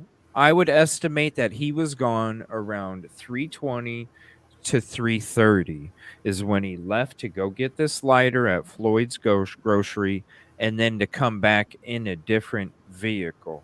How do you make it between 3:30, we'll just say 3:25 to give him a few.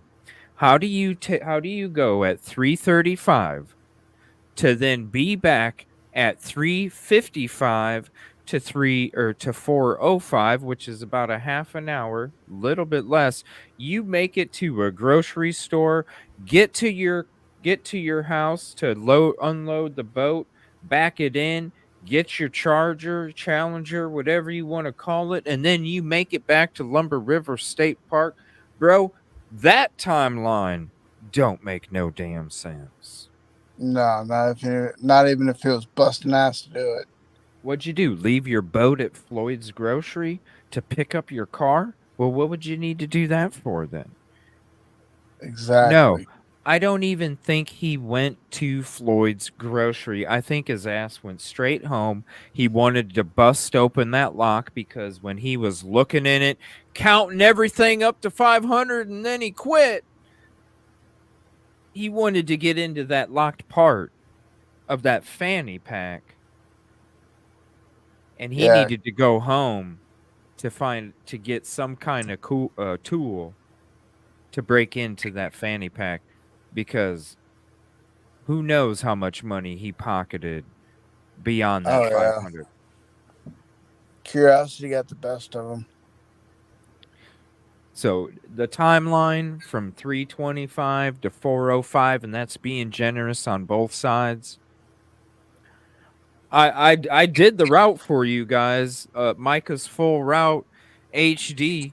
You tell me if you can get to a freaking grocery store and back and get your car from home in a matter of 30 to 40 minutes.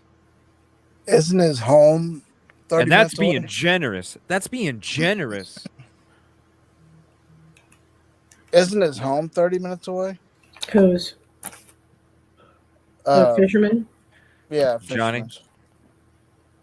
I don't know how far. No, he's close. So is Charles. McKinnon lives in Orem. Oh, I thought I mapped it out that it was further, but I could have been wrong. Yeah, none of the cameras were working there. That's what they claimed. It's I even called them. Let me see, my second trip I went there, I even called them and asked them if the cameras were working, and they said they didn't have them working at that time. I don't think that there's too much of a concern, honestly. I think they're more worried about the boat dock and patrolling that. You'll see them all the time driving around I never saw any park rangers walking anywhere back there, double checking on anything. Not one time. I don't know. It's just this whole all of it, just I don't know why, I get like everybody wants to believe the best in everybody, but there comes a point in time where it's like, yo, when you see it in front of you so much, you got to question this stuff. Right. And the 127, that's the cherry on top of the cake. The 127. That makes sense why you deleted your calls, because there was probably other calls that were taking place to other people, and their name wasn't Charles. And you didn't need to ask them when you were calling them, because you didn't need them for your timeline and the story of the events that took place, because you didn't want anybody to even know about them. I always go back to, if you really knew a hell of a lot more than what you do, and if you're part of it, how in the heck can you Tweety Bird in Robeson County and make it to 60 something? Because you don't just wake up stupid overnight. You know what I mean? You were born stupid if you wake up stupid.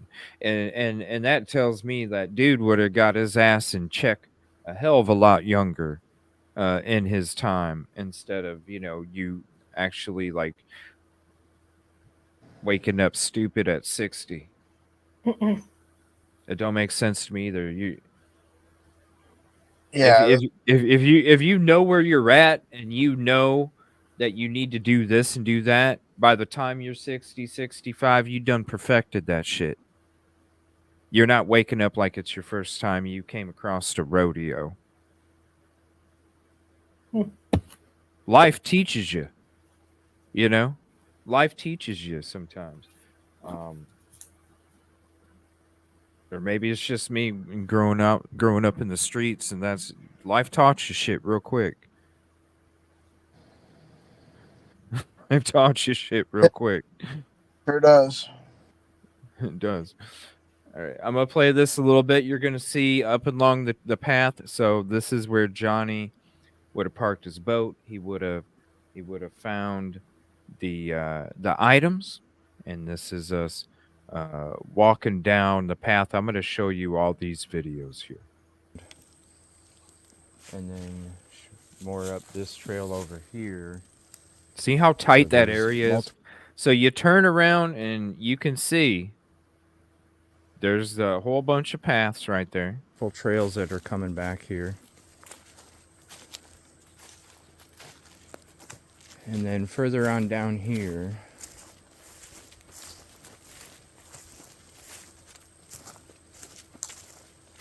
now you can kind of see, like, once you get past, I'll go back it up.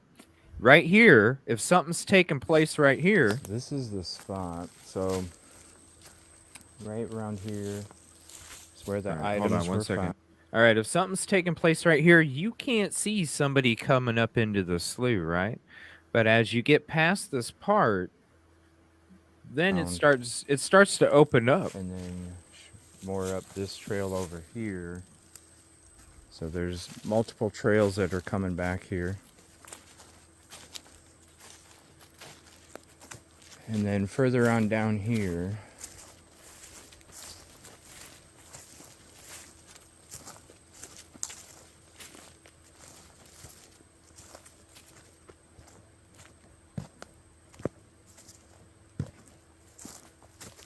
and then right through there is where, right there, you keep going down there, it takes you over and down. You can see the spot. See right here? That's where the flowers were, okay? Now I'm going to swing around and come back around, because there's another part that you can go to that kind of, instead of walking down in there, you can walk around and it opens up as well. So that's where the flowers were. Okay, I walked back because the bugs were getting crazy. I'm telling y'all, it was nuts. I never would have thought I've been gator food. This is where supposedly the fisherman got his boat back to the John boat, pulling the motor up, something still motor. I was able to get a 14-foot River John, Rubber John. Gee. Very small boat. That's why I got it. It's for stuff like this. I dive off that boat, but it's got a super shallow draft. So Now, could you drive a vehicle through there? You could drive an ATV. Okay. Not a full vehicle. No, there's some parts. So right there, it's opened up. Mm-hmm. But when you're starting to go back in those trails, a lot of those trails will get real skinny. Mm-hmm. To where it's just an ATV for sure can navigate back there no problem. I don't know about a vehicle. I'm sure if they brought a truck down there, it's definitely getting dinged up on the side, getting scratches. I'm sure they could navigate a truck, a car. I don't know, but most of the time, plus you're talking these trails go down in elevation, come back up. Some of them are underwater. Some of the trails are nothing but mud and clay. Uh, it, I don't know, an ATV for sure. I would Okay. imagine. Go ahead, It man. sounds like ATV or UTV trails, and that's about it. Yeah, yeah, and you can tell that they're ATV trails too because of the tire. The wear Mm-hmm. on the ground resembles ATV. The So the part, only way she could have been brought there was by boat. Um, I mean, unless you know the trails and the rivers, like I'm sure a lot of the locals do. Now, I'm gonna tell you right now, we actually when we first got there, we actually went up Lumber River quite a ways. It took us quite a while too, because just like the slough has a lot of debris Mm-hmm. and gets very shallow, that Lumber River does in certain parts too. And there's a lot of debris, and we had to actually navigate as we were going up north. Uh, Let me flip back to this here real quick, and I can show you guys what I'm talking about here. Um, as we were going back north, because we went around here and then we came up like this. We actually traveled quite a ways, right? To about right here, maybe a little bit longer. It might have been right in this area. In the beginning, we traveled up Lumber River before we came back down Mm-hmm. because Johnny's story is I was going down, heading down Lumber River, then I came into the lake, then I came into the slough. So according to Johnny's story, he was coming down Lumber River, came around, hit the lake, and then went into the slough. We wanted to go up here because we wanted to see what it was like. And when you're talking about a certain person's property, okay, this right here, I just want to show everybody. This right here took us a good 20 minutes, maybe 30 minutes, okay, Mm-hmm. to get this far. I want everybody to see when it comes to this other property, right? That Mm-hmm. is way up here by Boardman. Mm-hmm. Look at how much lake somebody would have had to driven a boat just to get to where we were at. Yeah. And you're talking all these twists and turns No, I and don't think it's. navigate. I don't think it's from there. So if No, you zoom back in, no, I'm just zoom, just referring to if you, other people that have made comments yeah, if you can zoom in the back into comments. where that one It's for little, it's everybody. where the observation deck, Yeah. the closest point there. So if you go to the left there, and there's that little opening, uh, kind of trail, and then there's a building to the left. Mm-hmm. That's a walking trail. That's a walking trail. So Yeah. there's no way to get a vehicle in there. That would all be by foot. Well, no, this right here. Okay, so all of this Yeah, way up. is Wait. is Yeah, right hold at on. that building. Let me Mhm. mark it for you. Mhm. Mhm. All Right. of this Exactly. all of this right here Mhm. is completely open. Is it? Okay? Yeah, all of this right here is completely open. Okay. When you get out of the boat, here's the boat dock, Mhm. okay? When you get out of the boat, there's a trail that starts right here that follows under these trees Mhm. and continues along the trees, and then you see it exposed right here. This trail starts at the boat ramp.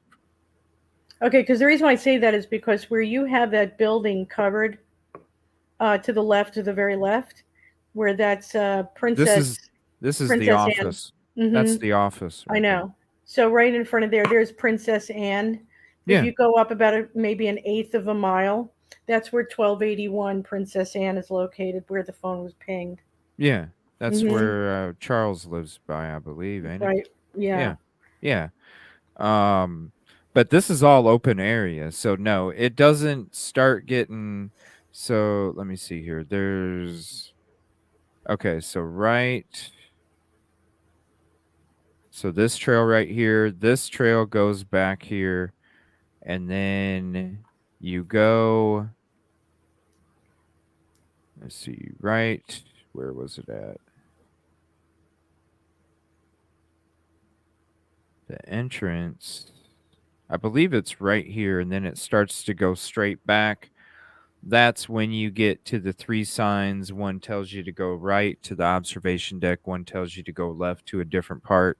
Now there's more trails back here, but there's no way that you can get a vehicle back there unless you're on a part that is authorized only, because there's a section over here to the left, right around this area, that is authorized only for the park. Right over here is all authorized only.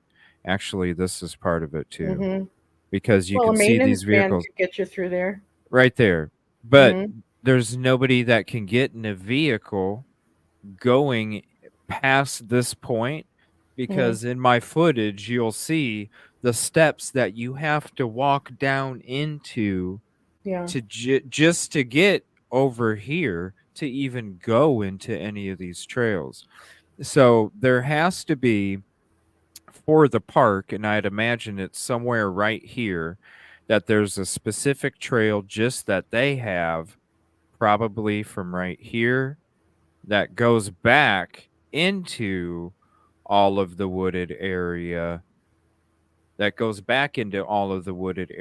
be able to navigate, because they're ATV tracks, but to have access to or with an ATV, nobody from the general public could grab an ATV, and I suppose they could drive it down the stairs, but I don't see how they could drive it back up those stairs, because there's so many of those stairs that you got to walk down into just to get to the observation deck. Hold on, let me see. I got the actual here. Let me go to my videos.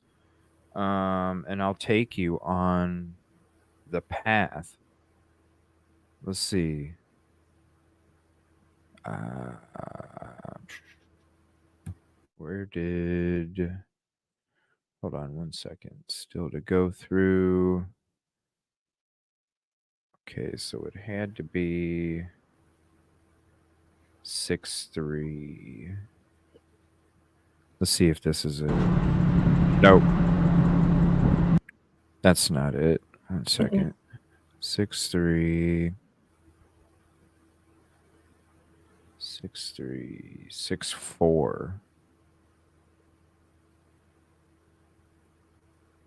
That's probably it. Is it this one? Okay, yeah.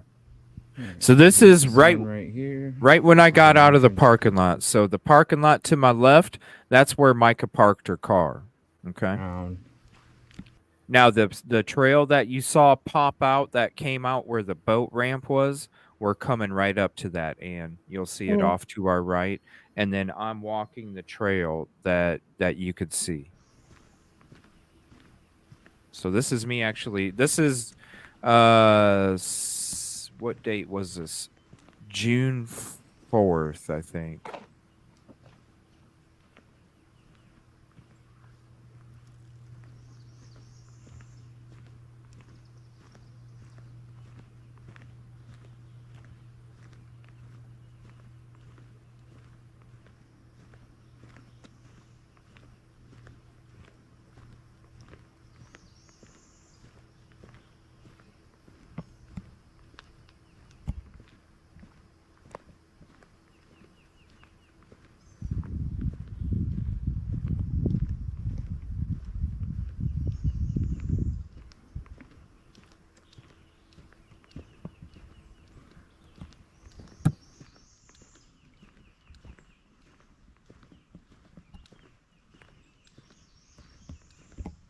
So you'll see the actual paths before it gets to the restricted area. The restricted area is what the ATV trails look like back there.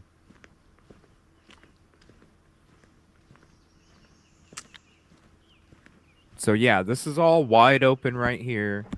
You'll see off to the left, there'll be a authorized only part. Here, let me skip ahead a little bit. So this is still open area.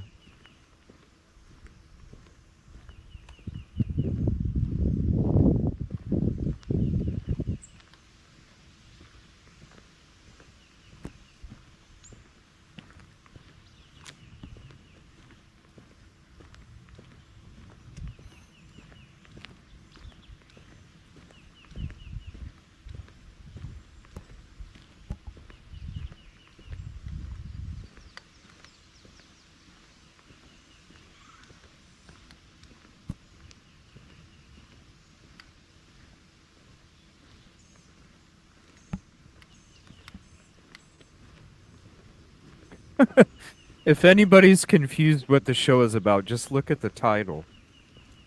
The Fisher. Oh my lord. What's going on with this world?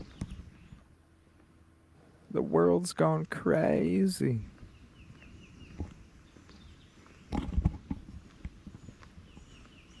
The title says The Fisherman Stories Exposed with Real Footage.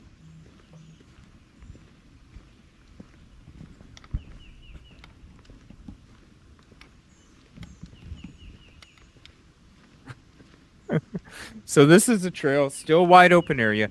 Now, when it curves off to the side, this is where I was saying it goes in, and then that would be going towards the observation deck, right? Yes, this is how you get to the observation deck. Now, I don't see how anybody could bring a vehicle. An ATV, maybe. Another vehicle, no. There's going to be a private access that the park rangers have to those woods back there. All right, let me see here.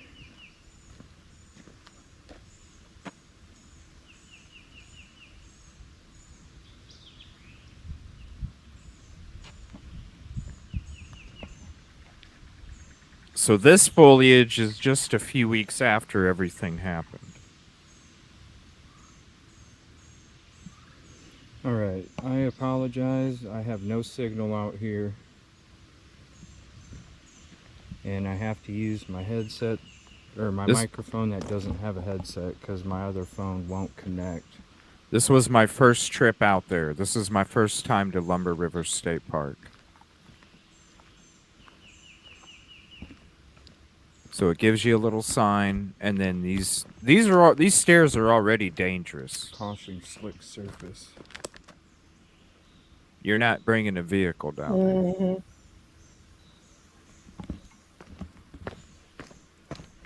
I'd go down it in my wheelchair. Oh man, that'd be fun. It'd probably hurt.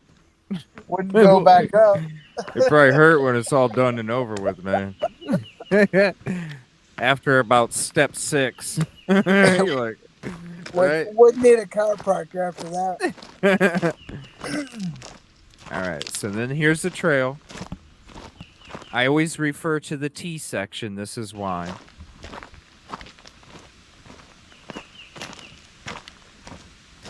Because you can only go left or right.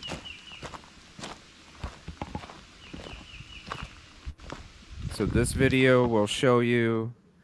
This is going to take you down to how to get to the observation deck.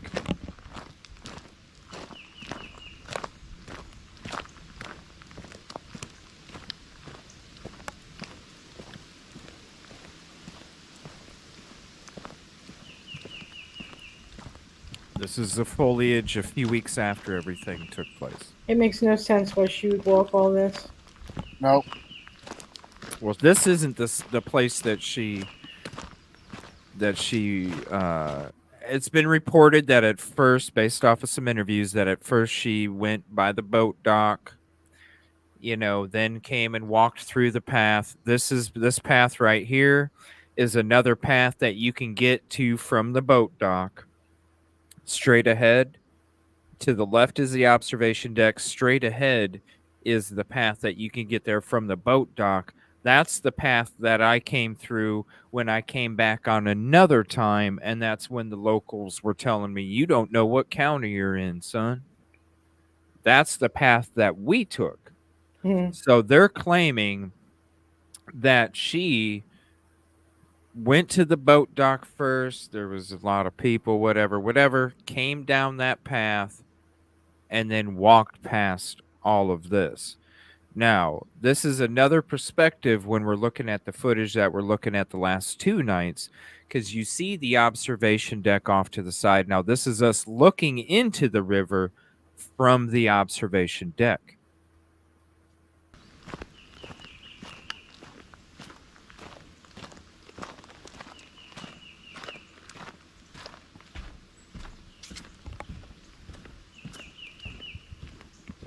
And thank you, everybody, for hopping in. Appreciate you so much. All right, now. Okay, I'm going to pause it right there. Straight back. See, off to the right, the middle right, where you can see a little bright of the ground underneath the trees. Yeah. That's where Johnny claimed that he heard the gunshots, according to the News Nation interview. That section of trees that's in the middle off to the right, that's brightened up, is the section of trees that he claims in some interviews that's where he heard the crying, the gunshots. Now, if you see off to the middle left and you see a whole bunch of foliage next to the water, but you see about a third to the left, you see a group of trees that you can see the tree bark, right? You see that little group of trees right there? Right in between, like off to the right where there's trees poofing out, right next to the water, that's where the slough is. So this is the view looking out at the lake, and then you have the other view of getting into the slough. That's how far away it looks when you're standing on the observation deck. Quite a distance. There's Lumber River. As somebody's coming down Lumber River, they're coming through that open section that's in the middle of us, and then the lake opens up to the right. So if you're looking at this map, you can see, as we're looking out, you can see right here, this is the part of the river that's coming through in the middle of our picture, and off to the left, if we're on the observation deck, off to the left is where everything is showing on this view.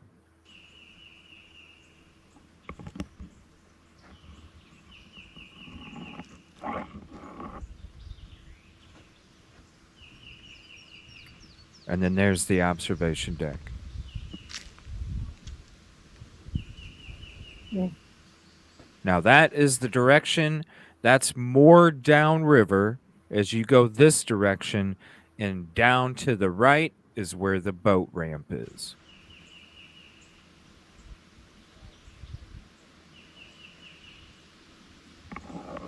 So there's a good look again. So when we're coming back to here, River John, Rubber John. So very small boat. That's why I got it. Just for stuff like this. I dive off that boat, but it's got a super shallow draft. So my question is, what kind of boat was he actually using? And he was very determined. Just to clarify, like, nothing. what's up, everybody? Thank you for hopping in. Appreciate you very much.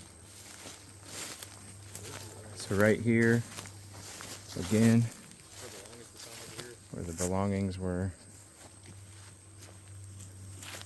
Is this where her belongings were? I will be dropping these videos tomorrow for you guys. Right around here, yeah. That way, I know it's only one certain kind of clarity when we're doing the lives. I'm going to be dropping the videos for you, so you I get just the do you ultimate have? clarity. I'm sorry. Do you have a video of you walking from where you were to where you are right now? How you got there? Where I got right here, Mm-hmm. not all the way because my equipment overheated. Oh. But I do have me walking a good majority of the way. Okay. I refer everybody to Rob's video where him and everybody walked the whole path.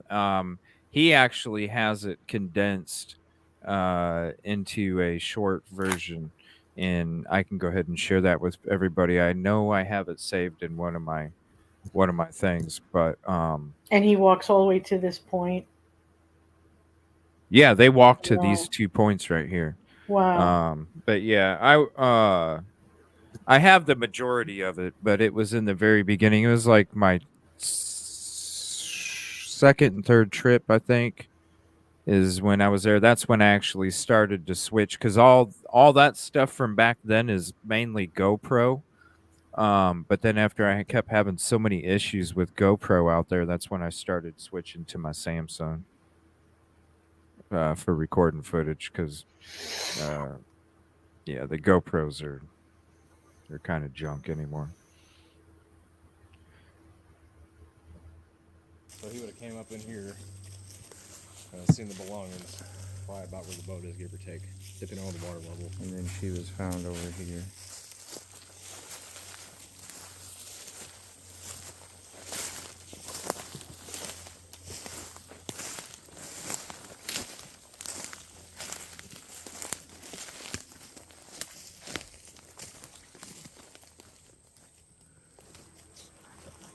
So that's my boat. We travel all the way up through this. It looks like it, from here it looks like it's open. Yeah. But obviously it's not that open. Dude, I'm getting ate up by the bugs. Oh yeah, they're crazy. They're crazy. Usually bugs leave me alone. And we even have skin so soft on too. Yeah. Get up. If I'd have known this.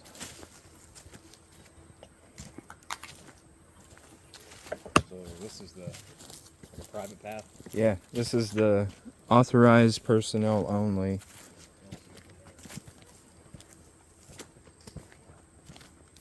And that's basically what it looks like as you're going down these different paths. Freaking bugs. So this is basically the path that Rob was also walking, I'm assuming. Yeah, right? this is what the path. That's what the paths look like. They got markings from ATV trails, and like I said, these trails right here are more wide open. Some of the other ones get skinnier. Yeah. They get skinnier. Some of them you got to go through water. Some of them it's nothing but mud and clay. And when it comes to walking that route, you basically have to walk the route that she went, because I'm not but you had to walk it. You have to walk it when the water level is really low, and you don't want to walk like that. The time when all that took place would have been the time to walk it, because it was still kind of chilly for alligators and stuff. But after that, as the spring started warming up, and the last thing you're going to do is walk that path, because you might lose a leg or your life from an alligator. So that's why after everything, you have to be careful, especially with us. Like we were even conscious of when we got out of the boat, we had to like look around and make sure because in that water, you don't know. They could literally be a foot or two inside from the bank, chilling there, waiting, following, and they'll, quick as hell come out there and get you. So, and plus you're dealing with unauthorized access, uh, and so the last thing you want to do is get in trouble. Now, when they went out there, they had park rangers that were able to come out and assist them, like Rob and a lot of the protesters. They were able to come out and assist them when it came to them walking out in that path. So it's one of those things where you also have to have permission in order to go back there. And if they're able to give you a guide, then they'll give you a guide. But normally you'll have to have permission in order to even gain access. Because here, let me show you in this video. When you get into this one, you'll see that you'll come to a spot where she would have had to walk down. Hold on one second. Let me make sure. Okay, I'm still at there. It'll be this one here. I don't want to get too much into it because this is just about the fisherman. But when you're walking down the path, you'll see the authorized access here in a second. I don't think they ever work, Michael, because as far as I've known, they've never worked the couple times we reached out, or when I asked them when I was there if the cameras were working or not, and every time they said no. Authorized personnel only. I'll say it right here is where she would have had to walk down. That trail right there. So basically, when you're leaving the observation deck, okay.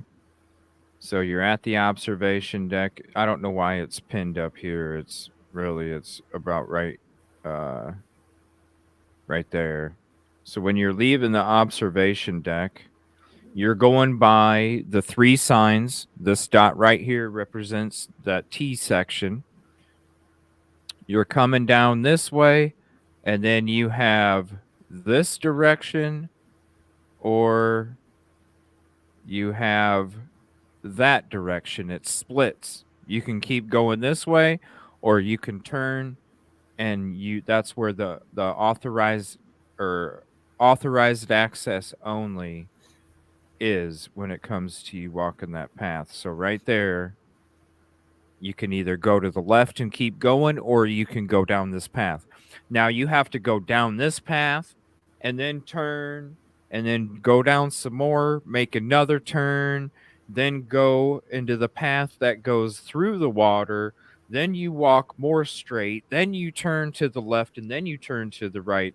And that's where you can see her body and where her belongings were at. It's not you walk down this trail and it leads you straight to her. It's not possible. There's so many, once you get into this area, and I don't know where my video's at, but I'm pretty sure I have it uploaded already on my channel. When you're going down this path, there's so many spots back there that you can go left, you can go right, you can go straight. Sometimes you can only go left and right. Sometimes you can only go to the right and straight. There's different, setups, but it's all like once you go down here, it like spider webs into all these different directions and paths you could have taken. So you really had to have an idea of where you're going. And so it must be by boat. And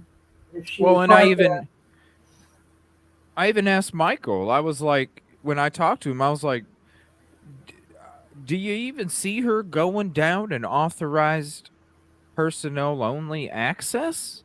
What'd he say? No. So So let me ask you a question. Has anyone, to your knowledge, or maybe even you, timed what it would have taken from Fair Bluff by water? Does anyone know? Because I know it's 11 minutes by car, but what would it be by boat? Because there's I don't obviously even know. access there. I'm looking at it right now, and there is access to get onto the river. I mean, it'd take a while. You're going upstream too. So that current, and this is another thing I was telling everybody. I mean, that's quite a ways in a boat, and you're going up current. Like we were telling everybody last night, like one of the things, and here's the map. One of the things that surprised us about this river is that it looks so calm on the surface, but when you're actually sitting in the water, it's got a lot of pull to it, and it will take you somewhere real quick. Uh, with a boat, if we only made it from here to roughly here in about 50, it took us about 15, 20, maybe 25 minutes. We'll just say 20 minutes it took us to get from here to here in this spot. Let me zoom back. And we're talking mostly straight. This is not tight curves and everything, okay? 20 minutes for that. You're probably talking a good So where would most of the boaters enter? 2-3 hours. Where would most? Okay, so where would most of those boaters normally enter the water? Where is there an area? There's only one boat dock. And where is that at? Right there. That's it. Right there. That's it. That's the only spot. Yeah. Okay. There's only one boat dock there. Well, then the only way within the time frame, we're looking at 1:30 in the afternoon, approximately, that she leaves. It's a 40-something minute trip by car from the gas station to this river where she was found. And so the only way to cut time, we're talking about 1:30, another 40 minutes. So what are we looking at? To 10. This call doesn't come in until 2:50, whatever. So we're looking at another 40 minutes, 45 minutes, something like that. And to do that, she would have already had to have been in a boat that was put into the water. Already in the boat, meaning gone. Do you know what I mean? In the boat. It's going to take you a couple hours. It's going to take you a couple hours. Well, here's my thing with, because this is one thing we brought up last night when we were talking about the current, because when I was out there and we experienced that current, that's when I kind of almost started to think something different when it came to the blood that was on her body, because at first I thought it was very stagnant, it was calm, there was not a lot of current to it. Once we got out there on location, I was like, holy crap, this looks so calm, but we're seeing, we shut the engine off and all of a sudden we're floating back real quick, and I'm sitting there and I'm going, dude, I could definitely see her, and it would explain the way where the blood pulled to how they found her. Okay, I know it was contradictory when it comes to where the blood's pulled to how they found her, and this is how I can explain it, because once we got there and felt that current, even in that slough, because you can see the current in the slough as we're watching the video, it's taking us in different directions. Even when we have a motor, a trolling motor, I could definitely see the event taking place to where her body fell, to where the body would have the blood pull to that specific area. She would have had to fall and yeah, that's what I'm saying. And as the couple hours go by that she was in the water, the current could have flipped her over to where she was found face down in the water, but originally she would have landed the opposite direction first. The blood would have gotten to those specific areas while the blood was still moving in her body. And over that couple hour period, her body ended up flipping the opposite direction. No, And then that's it how where wouldn't she do was found. that. It wouldn't do that. It would stay Yeah, it where. would. No, actually, No, it wouldn't. would. I can actually prove medically that's impossible. No, we're There's talking no about more. the current. We're talking about the current flipping her body over, Anne. Oh, okay. Yeah, because the blood would. Yeah, not, you got to follow blood me would here. settle. So what I'm saying is, yeah, you got to follow me. What I'm saying is that the blood would have pulled where you see it pulled on her body because she fell in the direction after the event took place to where the blood would pull on that part of the body. But with how strong the current is, and we didn't understand it until we got there. That's why when we were in here and I'm sitting there going, now I understand why the blood pulled to a certain part of the body, but yet they found her in a different position. But hear me is out. Because of the current. I understand what you're saying, but it's not possible because a boat is meant to float, not a dead body. A dead body would sink.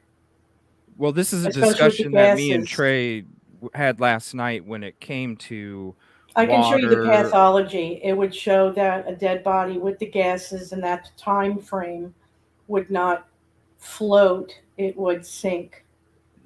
Especially with the brain She on didn't it. sink though. She didn't sink though. No, Because she didn't sink though, because when the kayaker hit the log, that disrupted her body enough to where her leg came up. Right, She but wasn't because she sunk. wasn't there long enough, that's why her body was cool and not cold. If she had been laying there for hours, she No, would have that's been not cold. No, you're not following me. What I'm saying is, okay, how long does it take for the blood to pool in a certain area? 15, 20 minutes? No, about an hour, hour and a half. Okay. Now, Hour and a half. the current could have flipped her body over. She wasn't sunk. She was laying because of the current. The current is exiting this slough right here, okay? So what the current is going to do from where we're looking at is it's going to pull to the right. You see what I'm saying? That's why the items were found here and the body was found down to the right a little more. She wasn't sunk. What happened is the current flipped her body and the current took her into a log, which then stopped her body from moving. Okay, I can actually show you from the National Library of Medicine that that's not possible unless she was decomposed and her temperature would have been cold, not cool. I don't mean to debate with you, but this is actual medical journals that say that that's not what would happen in the way that they said they found her body. Her body was cool to temperature. There was no decomposition. She was in the water for multiple hours. Well, yes, it's going to be I'm just cold. telling you what they put in their report. They said I know, no decomposition. but it's going to be cold because it's in.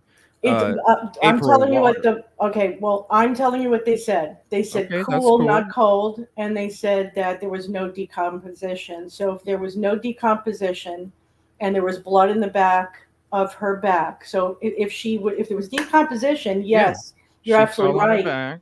And no, there was no. What I'm saying is she fell in the water, Anne, right away. What I'm saying is she fell in the water right away. She fell back in the water right away. Right, but she was. They didn't find her. Yeah, they didn't find her for almost 3 hours.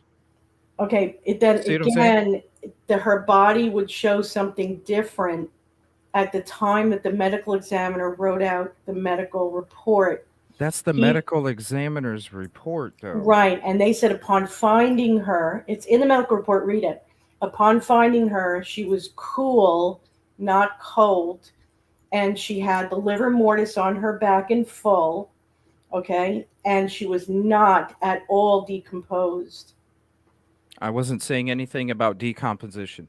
What I'm telling you is That's the that only way she could float. That's the only way her body would move this from is what I'm front to back or back to okay. front. I'm That's just what I'm gonna saying. sum it up real quick.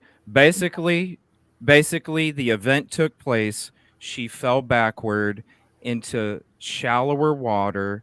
Within that 2.5, 3 hour period, the current eventually pulled her body away from where it was at.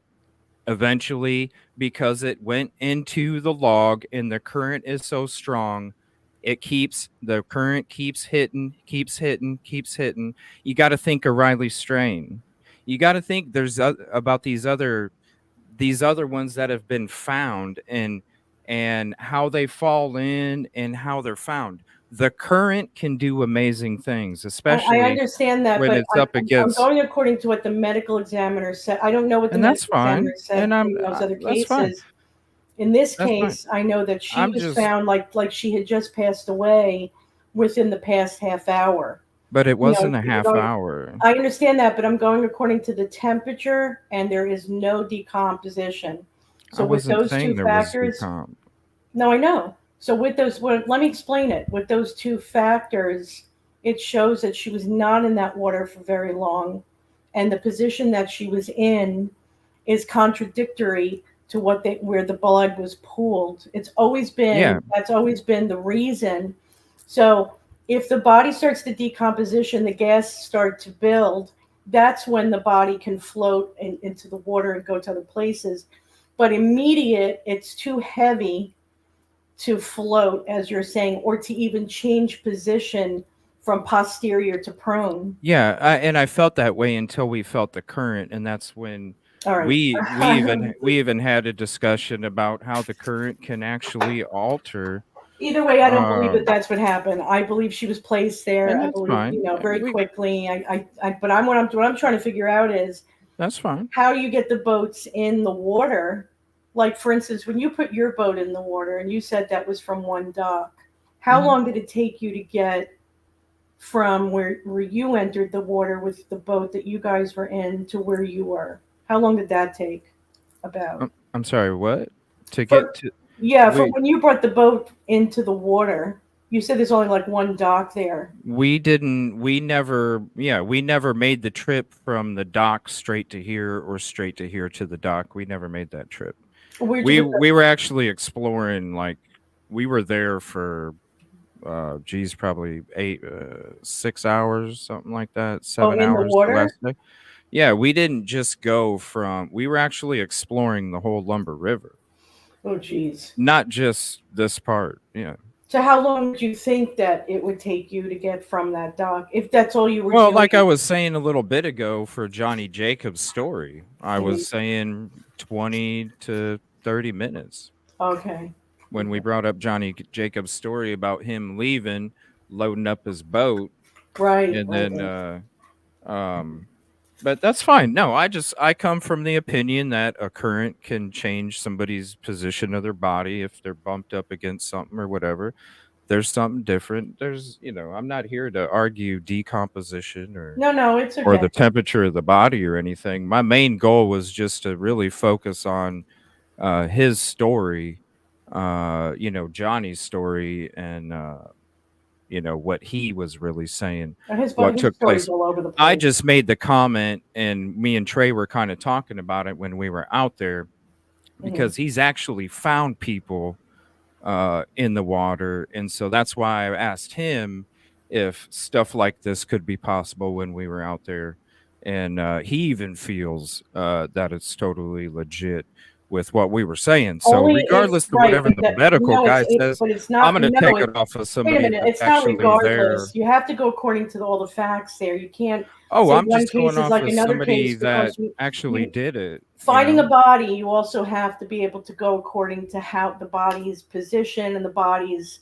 was it decomposed? What was the temperature? How long it's been there? You have to go by all of that. Whereas the livor mortis, I mean, all these factors have to but play you're in. talking about a medical examiner that's already lying. You can agree with that, right? That medical examiner already lied about what's in the paper. They're all lying.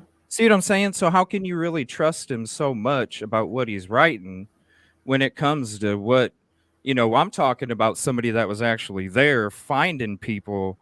That's their job. That's their profession in the water. Because we You know don't what I'm have saying? it, because he did see I'm her. gonna go off of him Okay. Well, instead of that's a okay. I medical understand examiner that, but that I'm going lies. according to somebody that actually put their eyes on her and what they wrote down. Yeah, but he's That's all. I lying. mean, well, He's lying. again, we can't prove that he is or isn't, but Well, my we could point look at is, the medical report and we can see that he's a bunch of BS. okay, we can And so also I go by can't the really. timeline. We could also go by the timeline. The phone call was made at 4:23, and Johnny comes back earlier, and he says within 20 minutes she was found. So she was not found at 5:30. She was found much earlier. No, he So was it does. saying no, what he did say, what Johnny did say was that Mhm. it was roughly 20 minutes until they got the 911 call from the fisherman. That's where you're confused. No, I'm Because not, because I did an actual whole video on what he said and broke it down. And I took it straight from the actual video. I listened to it word for word what he said and repeated it back to well, everybody he in the did a video. bunch of different interviews I too. know, and everyone he changes it, but one of them he does say, "Oh, within 20 minutes, I pointed that she was in that direction, and within 40 Yeah, that he pointed found at her." that's where he found the bags because he was already telling that story to the officer. And the only time that I've heard him say he was there for 20 minutes and they found her body was him referencing the 911 caller, because that's when the officer told him that they got a 911 call that they found the body. And Mhm. so that's why I always refer to it as the 5:30 when they actually did find her body, and then the 911 call, because he's actually talking to the officer when that's all taking place. He actually pulled up behind him. That's when the guy was asking him questions before he knew he was the law. Then the guy said, well, she called 911, and so this is what happened. And then Right. after he got done talking to him is when he said that the fisherman placed the 911 call about locating her body. And that was always my question was is why if he was already talking to him at 4 o'clock, why didn't he already take him back there to where he found the items? That never made sense to me either. Right.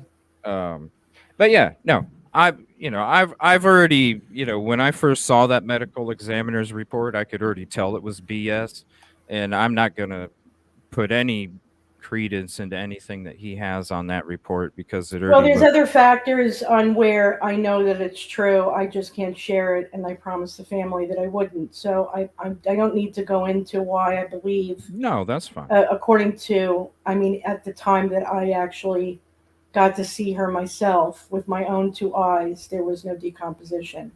I'm just going to Yeah, leave it at no, that. So no, I've seen the photos too. I'm not saying this guy's not an idiot. That's the ME. Absolutely, he was a total idiot for not checking her lungs for water.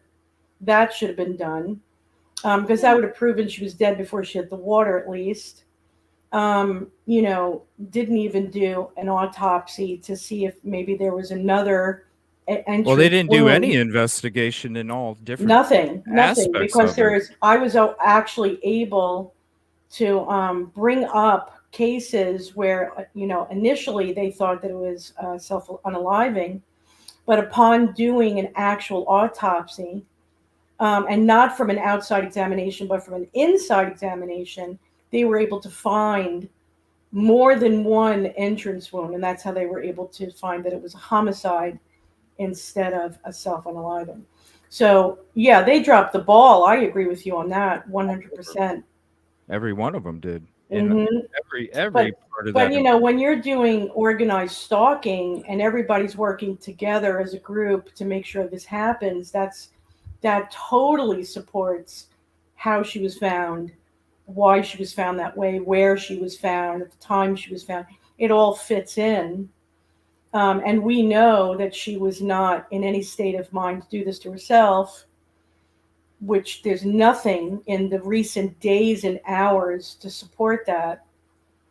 I mean, here's one of the things that, and I'll say this before I go, because I'm getting tired. I'm sorry, guys. No, you're fine. If you remember the Ring camera, her coming home which was about 11 a.m. She's got Chick-fil-A in her hand. Okay, so she goes into her apartment. She eats her Chick-fil-A. She leaves the apartment around 11:30 with a sandwich. She just ate. She doesn't plan on eating that sandwich till later. That was probably for snack at work. This is not a person looking to end their life.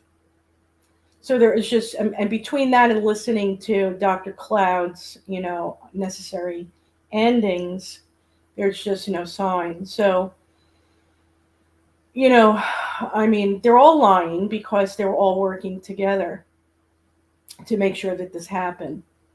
And they were all look at how paid. shallow that water is, Mm-hmm. Yeah. I mean, he was willing to pay 10 grand, for people to bring her back to the marriage. What makes you think he won't pay 10 grand to get rid of her? So.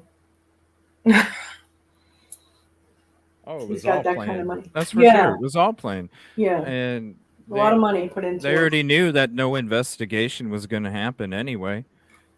I They mean, were when you hoping got a guy from the park that knows that Johnny left in a truck and a boat and came back in a car, and they're not even questioning him anymore beyond the parking lot. Oh, yeah, no. That already told you right there.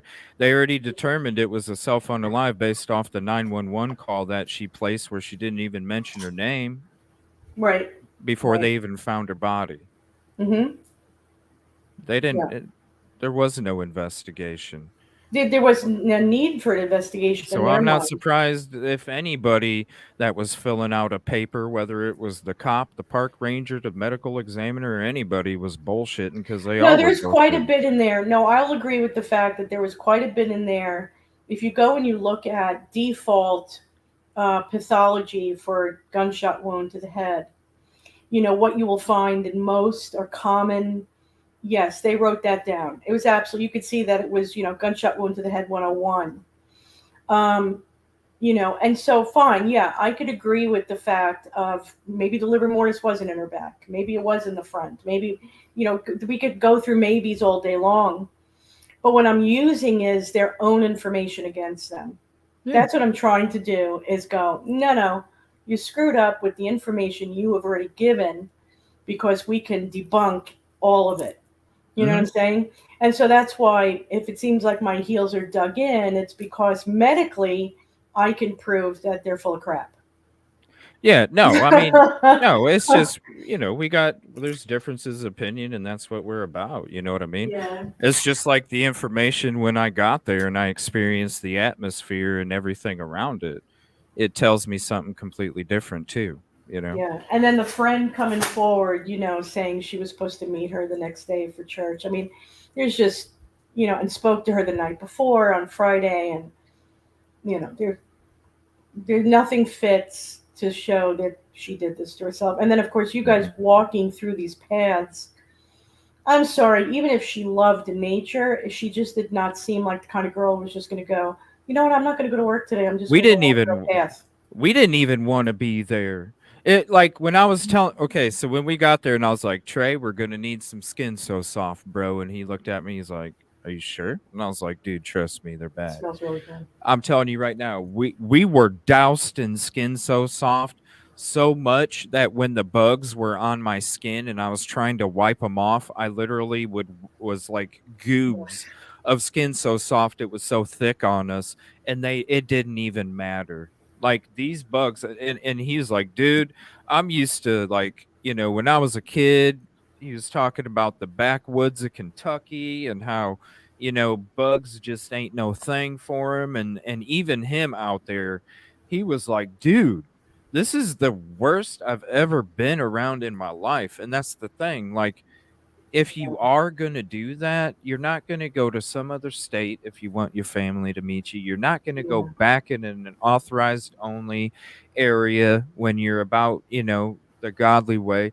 You're not going to sit there and even put yourself in this area when it comes to all the bugs and the nasty and alligator infested waters. Yeah. It's buggy, it's gross, so we can assume that it was buggy too, late April. it was buggy because I was there just a few weeks on my first trip there, and that's when I got introduced to the damn bugs. I never even heard of a no-see-em until my first trip to Lumber River State Oh, they're Park, and horrible. I got back because I couldn't see them, I just felt them, and I didn't even know they were biting me. And when I got back that first night and I took a shower and my whole body was just like screaming at me, and then all of a sudden I looked down and it looked like I had some kind of rash all over my whole body. It's because all of those bugs were just biting the living crap out of me. Oh my That's when I God. learned I need some kind of bug spray. And So any that other was early time, May, wasn't that early May? it was the first couple days of June. Oh, first couple. Okay. So Well, it's they would like still be the 4 weeks. same. Yeah. It's like 4 weeks later. Yeah. Yeah, they would still be the same. You're still talking early spring. I'm surprised you didn't get like an allergic reaction to those no-see-ums. I might have did because it literally my whole body was like it was like Swollen. a humongous rash and not welted up, but I had little teeny dots like all over. My skin looked like malto meal. Like that's how many dots were all over my skin from these Oh bug wow. bites. It was bad. And so yeah, and like this, it was really bad. It wasn't just the no-see-ums, it was the mosquitoes too. And there's some footage that I'm gonna drop, that you guys are gonna like literally there's bugs like just flying all up in the camera and stuff too. Um it took us a few times like to and you'll see it through all the footage. There was multiple attempts to go back, to keep going back, and we would get to a certain part and they would just get all over us so bad we couldn't even like keep walking in that direction. We had to like turn around to try and get away and then try Is and that go when they back in. fly in the swarms? I Or don't know. It no? was all over. I mean, it No. had to be the swarms then You're because making me itchy. it was literally like you couldn't get away from it. We even when we were on the boat, we were still getting the buzzes and the bites and everything until after we were out on the lake for a couple minutes. Would you truly eat fish out of that water? Hell no. I don't understand how people even eat fish out of that water. I asked the locals, I said, "Do you guys actually eat the fish?" And they're like, "Yeah, it's good fish." And I'm like, "What do you mean it's good fish?" And they said, "This lake cleans itself, son." What does that Okay. mean? I don't know. He said this is some of the best water here. This lake cleans itself. I said, "Okay." I don't know. Hey, I'm not a fisherman. I don't know. What's I that? hate What the worst water looks like. If that's is the it? best, Is it true, Busby? Is that true? Like the worse the water looks, the better? I mean, it's got a lot of parasites and shit in it. But Oh, I wouldn't, I wouldn't eat the fish out of there. I mean that current was so deceiving in the first photos we looked at, and then you guys went down there and did that video, and it's complete opposite opinion now. yeah. Right now it looks like glass. Well, that's when you're looking at it at an angle. When you're like Mhm. looking straight down, you Yeah. can actually it's like this. So Yeah, like if you're looking straight down, so there's like a leaf under the water, okay? Say there's a leaf under the water. Under the surface, it's about a foot down. You can see that leaf about a foot down underneath, under the surface, a foot down. Mhm. When you try and look at anything, because there's a lot of leaves and stuff like that in the lake and in the river. right. You look down, you could see it drastically goes from you can see it to you can't see it. And it's really weird. It's like the top foot and a half of the water of the river is like Yeah, uh it's like it looks like you dipped a tea bag in water, Ugh. okay? And then below that you just can't see nothing. And it's not muddy because when your propellers and your boat is going by, you don't see like the trail marks of the disturbed mud, Mhm. where it like gets thicker in certain parts. Yeah. there's none of that. It's all just straight muck water, and it's almost like I don't even know how to explain it. It's like the top layer is just you can see through it. It's like tea water, and then after that, it's nothing. So I don't know if a river cleans itself. Don't you think you'd be able to see more of it? I don't know. I didn't understand the comment. I'm not a fisherman. I don't Yep. eat fish, But, so It I might don't be know an area thing. It might just be how they feel about the what water. they yeah, what their grandpappy told them because Yeah, yeah, an they old were story. kids and said, "Ooh, I don't want to eat the fish out of that lake, Grandpa. This is the best lake water right here, kid." it kind of depends on what the river is being fed by. If it's being fed by streams or if it's coming out of the ground or whatever. Coming out of the ground, that's what they mean by it's filtering itself. Mhm. Maybe Is that that's river connected to the ocean? Does it go all the way to I have or no idea. well. no? It doesn't. It doesn't. It wouldn't come from the ocean because it's going down. So, Mhm. it would actually go away from us. Oh, it's going down south, you're saying. Yeah, Oh, yeah. okay. So it actually. So if we're let me see. Where'd it go? One second. So is it going to Georgia? I don't know. It's actually hard to see because when you zoom out, it Yeah, you'd have to follow it, I guess. Yeah, it's not yeah. real. Oops. Yeah, so when you're looking at this, this is the direction that it goes. So it's actually going so and this right here, the current, so here's the direction that it goes. It's going south. So it wouldn't, and then up here it's actually coming from way up here. So it's not coming from the ocean. Oh, it's going southwest, kind of. Yeah. So, And with this current here in the lake, it goes like this. It kind of comes up, it goes to about here, and then bounces back this way. Yeah, It it kind of doesn't, swirls. yeah, it doesn't go all the way to the back. And so when it comes to the current through the slough,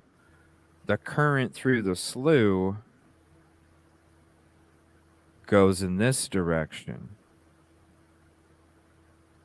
So it all when we're looking at this, okay, and we're seeing the boat right here, it's going from left to right. The current of this slough is going from left to right. The items were found right there by the boat. Her body was found down towards the right, where I'll end up walking on camera and you'll see. That current is going left to right, and that's actually left is north, to the right is south. God, this thing goes Very shallow. It's by. very shallow. You're talking just a couple feet. Just a couple feet. Some spots right by the riverbank, you're only talking a foot and a half until you go about 3/4 to the boat. So again, let me bring it back to here. When you're looking at the boat, it's only a good foot and a half towards the back of the boat. It might be, it's right under. So I'm 5'8". It was, I still had a good 2 inches from my knees at the back of the boat when it came to that water. Just in the very middle is where you're talking 3 to 4 feet, mostly 3 feet. Right. Did you say it smelled? I'm not trying to be gross. There's not a lot of water. It's just your mucky, it's your stagnant, deep woods. The air's not moving. Mm, mm, It's mm. it's uh it's uh um You know, the air's not moving. There's, you know, as soon as you walk in, you know, as soon as you walk in those stairs, you know, when I was taking you guys walking down those stairs, getting into the trails back here, as soon as you hit the stairs, walking down where Busby said he would take his wheelchair down flying, right, right there is where you feel this thick blanket of stagnant. Oh, Mm. And you feel it through the whole area. You're not really going to do that, wander Busby, are you? there and hang out. Yeah. No, it's stagnant as hell. And, you know, it's that, I don't know how to describe it. It's the woods musty, no Backwood, no airflow. You know, back it's just moggy spot. yeah. It sounds like a what do they call it? Bay that you find in Louisiana. Bayou. Is that what you call them? Yeah, Bayou. Bayou. Yes. Isn't that the same? Where it's kind of brown water, stagnant, hot. I don't Louisiana. know. I've never been down there. Louisiana's a hell of a lot hotter. It And is. I've been all the way to almost to New Orleans, and yeah, we didn't even stop. We just kept going home. Mm. So thick out that way. Yep, had to turn around. It was already getting bad. And yeah, there's all of those out there. Cottonmouth, moccasin, copperhead, rattler, water snakes and alligators. We definitely had to, even the alligators. That's why I'm saying, like, the water was so thick the alligator could be chilling a foot under and you wouldn't even know it. You wouldn't Couldn't even know it. I mean, it looks like black water to me. Yeah, it looked like somebody dropped a tea bag in it, or it looked like we were in a river of root beer. Is the best way to describe it. Yeah. So I followed this river as far as I could until it turns into another river. It actually ends near McConnell, North Carolina, which is looks like it's just north of Asheboro. If anybody knows where that is, Greensboro, a little bit north of Greensboro. That's a long river. Somebody can just Google, what body of water feeds the Lumber River. I just wanted to see if it went into Georgia because looking at the screen right there, I got to tell you, it looks a lot similar to what I've seen in Georgia. That same. That's scary to me. I give you a lot of credit for going through that. Well, the gunshots is what made us. That was later on. But every person, as soon as we got into the county, we were mean mugged by everybody, from somebody chilling on their porch to people mowing their lawn to people at a store. It didn't matter. They obviously knew we weren't. Yeah, they obviously knew that we weren't from there, from the boat and the truck. Mm-hmm. And the whole time, even while we were in there, which was weird too, because I don't know, I would think there's, it's a campground and it's a park, and yeah, in the water, they knew you weren't from there. Oh yeah, we were getting mean mugged. So basically, so the outfit that I'm wearing in my video, which when I'm on the boat or when I'm out searching, I have a certain outfit, so that way I stand out in the woods because I'm not trying to be, hit on accident like some kind of animal in the woods or something. So there's a certain outfit I wear, and my hat has my stuff on it and all that other stuff. It was so bad that I didn't put my gear on and we didn't even record. That's why our recordings don't start until after we were already in the boat for a few minutes. Because and I didn't even put my gear on until we were at that point because of how bad we were getting mean mugged. And then as we were leaving, as soon as we left the lake, we were already getting mean mugged, and so before we came back up on the boat dock, I went ahead and removed all my gear at that point and put the cameras down and such because um, it was really creepy, like how bad we were mugged. I mean, as soon as we pulled up the boat, like me and Trey said last night, we were pulling up the boat to to fasten it so he could go get the truck. And as we're pulling it up to get ready to fasten it to the dock, there's a couple people that asked us how we did or whatever, and as soon as Trey answered them real quick, it was weird. They were like leaving as they were asking how we did, like quickly hurrying to get out of there, and they didn't start. They actually like not ran, but hurry walked. And as soon as we pulled up, before we even got the rope out to fasten it, they were already turning around, walking away, but staring at us. It was just really, Yeah. it was really creepy. Really Yeah, creepy. It looks like that. They do that around here where I'm at. When we pulled up here, last year, and I had Arizona plates, they were looking at me hard. There's a whole lot of to do. That's just the way they told me. Whoops. Yeah, because they're it's a small community. They know who's from there. They know who's not because they see the same vehicles over and over and over and over. Oh yeah, that's true. It's not a very big town, is it? No, I mean No. it's Lumberton is like, well, the Fair Bluff is the nearest town. Lumberton is farther than Fair Bluff from Lumber River State Park. Lumberton is like another 25 minutes or so. Now, what is Orem? Why does that name come up for the address of the park? I don't know. Yeah, I don't.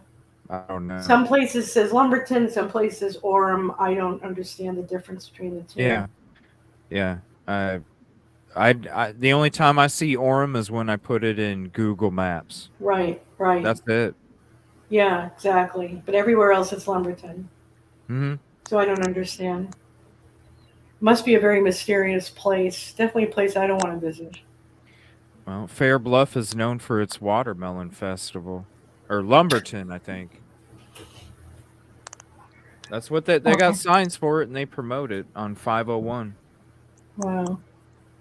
When you're on 501, there's signs for Lumber River State Park in Lumberton, North Carolina. Well, it's probably the pride of the area. I mean, I've spoken to a couple of people that are from there, and they're, it was after I did the video on Robeson County Sheriff's Department. And they wanted to make sure that, that the people there didn't reflect the corruption. And I did say that in the video. I said, no, I feel bad for the residents that your law enforcement don't take care of you the way you deserve. Really, really bad history. And the history of their corruption is goes far back, or is just recent as April of 2024, and has nothing to do with Micah. So it's pretty recent.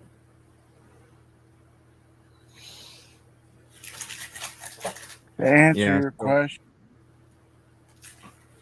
I just Googled the population forum for 2024, and it said 59 people.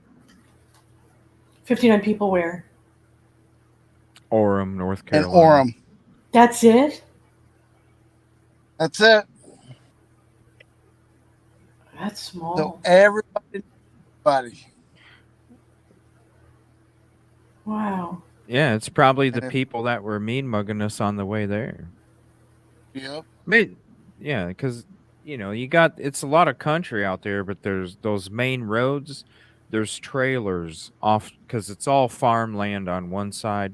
There's trailers off to the left. There's a trailer here, and you drive down another 20 seconds, and there's another trailer that might have another trailer next to it. Yeah. They've You know, probably been there for generations, you know. yeah, yeah. So I can understand if they're a little weary, you know, about Families. Yeah, I mean that's the area. You know, that's the area that has all those little the little teeny cemeteries. Yeah. All up and down the roads. There's little teeny cemeteries right in the middle of cornfields. Like you see, right. For specific families, right? yeah, it's almost Yeah. like it's like they own that land, and then it's just generation after generation after generation. You know, sticks around. So I could see it being Yeah, I could understand that too. 59 or whatever. Oh, we got stuck again. So this is us leaving the slough. This is us leaving the slough. My God, what a mess. And you can see that current right there. How it's exiting Yeah, I down see it. south No, I right there. agree with you on that. I understand what you're It looks saying. one way on the top, but underneath Yeah. it is like it's crazy. It was almost like Busby. It was almost like we were trolling 4 mile an hour. And Yeah. we and the motor wasn't even on, bro. Like that's how fast we were moving. I saw that on the video. I was Those like, trees look weak. Yeah, They'll it just was fall at any minute. the river runs two different directions there. One goes through the slough, mm-hmm. one goes around the other side. Yeah. Where it kind of swirls into the lake. Yeah. That's how the water movement goes. That's how the water goes out of the slough, because it's being pushed out and then put into the lake, and then the lake cycles it out to the river. Yeah, that's why when it comes, because when you see the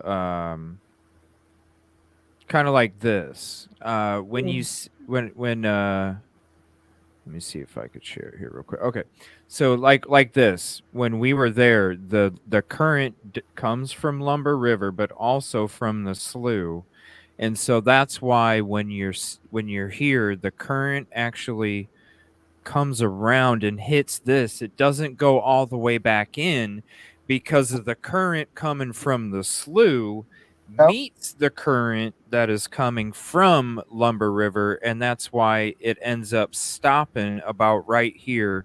And so right here in the lake, actually this is why it's called Griffin Whirl, I'd imagine, because this section right here is almost like a whirlpool effect because of the current coming through the slough and the river. Heading. You said that you went up. You guys just happened to have gone up that way. Yeah, to the right.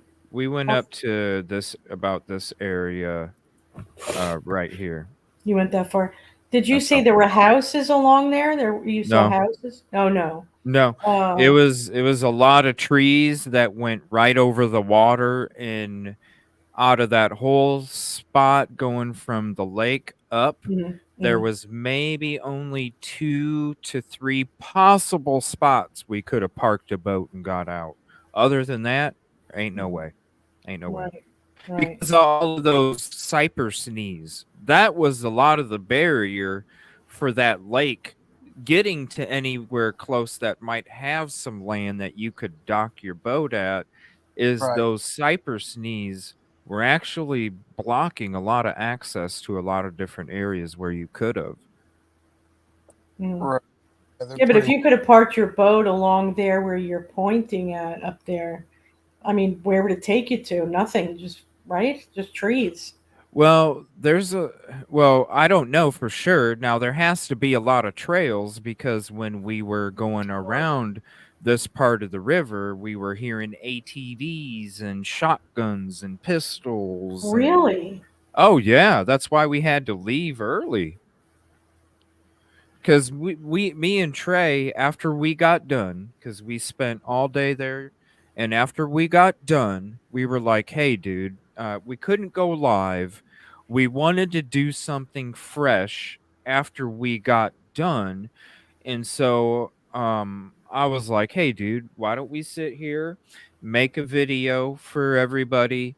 We'll just record it with our devices, and let's sit after we got done doing all this work, working on this fisherman story and events. Let's sit down and listen to the two biggest interviews that the fisherman had, the one with JLR and the one with the PI. Okay.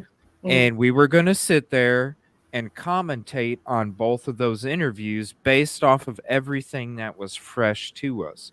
We only made it through one because it got so dangerous already. Oh my God, we had to cut it off because maybe if you guys go to it, it's maybe like 11 minutes into the video you hear the first gunshot, and then as we're watching it and we're commentating on it, we keep hearing different gunshots from different areas, and some of them was like bam bam bam bam bam bam bam bam bam bam bam bam bam, like what the hell.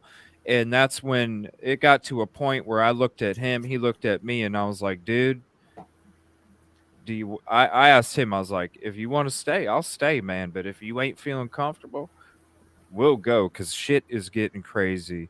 And that's when we were like, you know what, we've already made it, we came up here, we got all this work done, we're just sitting here listening to, commentating, let's just get out of here and be safe.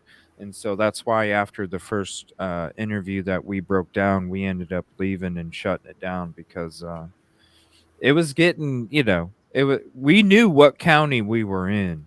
And when all that stuff's going on, I literally had to take my binoculars out of my gear bag because I was looking through the woods to see. We kept hearing like people, like if somebody's walking in the woods and you can hear the crackles of the branches and stuff. We were hearing that close to us. It was like we were being watched, and the gunshots didn't work at first. So then the ATVs were running up and down, and then more gunshots happened. We still kept commentating on the video, and then we started hearing like the crinkle and the cracks, like somebody or people were walking in the woods right by us, and I couldn't see nobody, but I was looking all over with the binoculars, and I couldn't even see it. So that's why we ended up heading back. So what time did you end up leaving there? We didn't. It was about 8. It was like 8 something at night. Yeah. Wow. Yeah. Wasn't it frightening and dark? Well, it was just starting to get that way when we loaded the boat on the dock. Maybe about 5 or 10 minutes outside of leaving there is when it started to get darker. The only time we were really nervous is when we were in Robeson County. After that, we were good. But there's so many country roads that nobody even, those same country roads where the people are mean mugging you. That's where something bad could have happened to us even then, and nobody would have known nothing, because ain't nobody going down them roads unless you live there. So it was definitely thank you. But once we got out of there, I'm sure you were thrilled. Well, I mean, but we're used to it though, because whenever we're going out to these locations and doing this kind of stuff, there's people that don't want you to find the truth already. Yeah, I know. Yeah. Definitely an inside job here. Yeah. It's one person with a pig farm to get rid of you. Yeah, that's. Are you being gross? No, I'm dead serious. Oh, okay. On that note, guys, I'm going to go to bed. Good night, everybody. It was great seeing you guys. Good night. Yeah, thank you for helping out. And I'm sure I'll be doing a video on this within the next 24 hours. Yeah, thanks for hopping up. I'm just going to go ahead and let these videos play out a little bit, let you guys see us kind of go away from this area. And then, like I said, I'm going to be dropping those video uploads for you guys tomorrow. You're going to see the videos of us going into the slough, being around the slough, leaving the slough. You only get a certain clarity when we're doing a live. But when it's a straight up upload, the original source of it, Yeah, it's gonna be like crystal clear for you guys. So Awesome. I'll keep watching. But we'll have okay. those up Good there. night, guys. Good good night. night. Thank you very much. Is that 4G or 5G? What's that? The clarity of your video. Oh, 4K. Well, the Samsung is 4K, and then my GoPro is 5.3K. I did take GoPro of it as well. I mean, I'll it's go. like they're in the boat with you. Well, and I got my timestamp or my watermark over it here. Let me take it off there for right now. We don't need it on the rest of this, but you can see what I'm saying. You look at the water at a certain angle, it's like looking at glass, but when you're looking down, Oh you yeah, can, you can totally see a different visual. Here, let me play another one here. 600. yeah. I've been on boats like that. Let's see. Here's a different clip.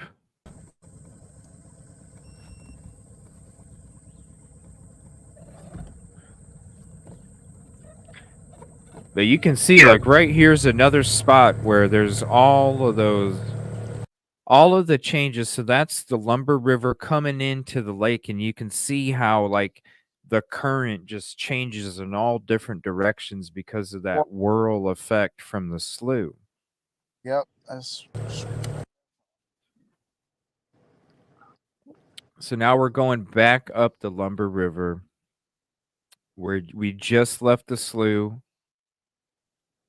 Actually, here, let me play this one before this one, because this one is only like a minute, but it's going to show kind of more of us getting out of the slough there. So this is us just leaving the slough. And it looks right there like there's no current. And that's what I'm saying. When I first got there, all these other trips that I went there, I'm looking at the water until I was on the boat. I'm looking at the water and I'm like, wow, it's there's no current at all. But when you're in the boat and you're not using your motor, it's like you're going 3-4 mile an hour. yeah, it's very deceiving, especially when you're on Very. when you're on an aluminum flat bottom like he's got, or maybe he's got a V hole. I'm not sure, but um, those things are so lightweight they get pushed around easy too. Mm-hmm. And it don't look like the current, but man, when you're sitting there in your boat, it even shocked Trey when we were sitting there, Yeah, the boat, and we shut the motor off for the first time, and we were like, whoa, dude. Like, it was literally, we were like floating backward, and it's like, what the hell? And that's the first time I was like, yo, this current is crazy. yeah. You can see the freaking bugs attacking him too. But So that's us coming out. And and then let me see here. Here's oh, this during that one. point right there, Huh? the struggle was real during that point. Oh yeah. And then that's when, and plus there's a lot of trees. There's a lot of trees. There's a lot of debris in the river and in the lake too. So you got the current. Then it's hitting different obstructions. I mean, there's a reason why they call it Griffin Whirl, because it really is like a whirlpool. They And those trees in there for fish beds and stuff. well, and also like with the slough, it's going into a smaller area. So if y'all think, like, if you're pouring water through a straw and you're pouring it through a PVC pipe, it's going to end up going through the straw quicker. So with that slough, it's also Yeah, going to have a little more of a current when it comes yeah, to the water, just because it's funneling down, which then increases the speed of that current as well. yeah. How narrow it is, the energy from the current is greater. I couldn't believe it, man. Like I said, even in this spot, you look, it looks nice and calm. You see a little ripple, boy. You shut that motor off. Next thing you know, you're floating. It I was bet you tried nuts. probably doing 4 or 5 miles an hour trying to get up current right there. Mm-hmm. God, But that this looks. is this is how you go up, and you'll see, as you know, like I said, I'll be dropping. We were just showing certain key parts pertaining to the story, Yeah. but when we're going to the different parts, you'll see the stuff that I'm talking about. You'll see the cypress knees, and you'll see the places that, it basically, you can see it right here. A lot of the trees are straight up to the water. The little patches there are just little mini, like, couple feet islands, just because the water hasn't risen higher.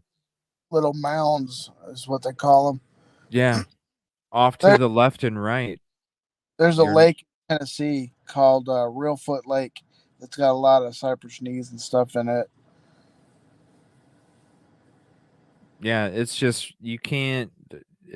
There's not. This is basically what it looks like, going up and down. There's not a lot of areas you can even, Yeah. pull off. Now here's a certain part of the lake. See how you can actually visibly see the current up here, which Yeah. you can imagine how fast it's going underneath. I don't know. It's almost like Busby. It's almost like there's two layers in that water. There's a Exactly. layer, there's a layer on top that looks clear, that doesn't look like it's moving much, and then there's a layer underneath that is thick as hell, and it's moving quick. Yeah, it's And bottom layer that's got the current to it. yeah, it's like the top is deceiving. The top's telling you can see through the water. Look, it's nice and smooth, but a foot and a half down, it's almost like it's, a different world, and Yeah. it's got its own different thing going on. It's You can very weird, dude. I never experienced it before in my life. you can see that kind of thing in Narc Diver's videos when he gets down towards the bottom and the current's just pushing. Hmm. But yeah, it's That's damn. what it is. A lot of it's like the trees and I'll, the cypress knees are just blocking any kind of. You got all this debris laying in the lake. yep. It's shallow. You're only talking a few feet. Yeah, that's insane. And so this is us going up north on Lumber River again. Yeah, And we went and explained up there, explored up there before we went to the slough too. that lily pad area off to the left is where I would stay away from. That's probably where the gators are. Yeah. Oh, we weren't trying. We weren't trying. But yeah, to have any kind of access off to the side be very difficult, and good Oh, luck. Good luck.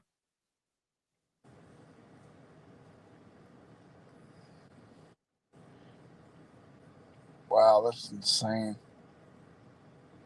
And it just looks like it's calm, just a little bit of ruffle. Yep. Oh boy. And it's like looking at glass, man. But Yeah, that reflection is pretty cool. But I don't see how he could have seen anything with that reflection from a far distance.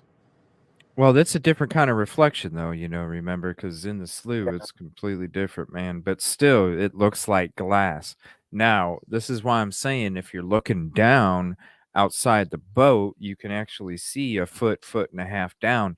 Oh yeah. And when you're going that path that Johnny would have went to, he would have been able to look down where Micah was at. Yeah, and back in the slough where you got the tree cover and everything, you can see a lot better. There's not Mm-hmm. all that reflection. Right, from the sun.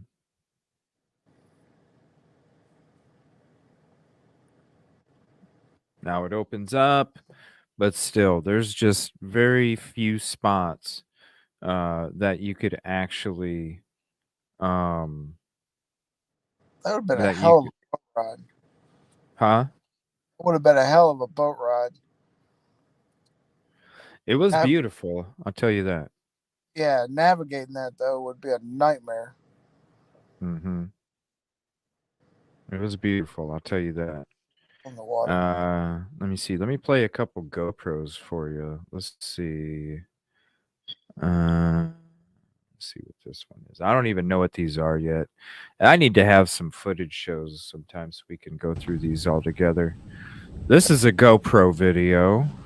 I'm not even sure. Go. That's a lot better. There's not all that reflection right there. That ain't very deep. So this is my 5.3K. These are the GoPros.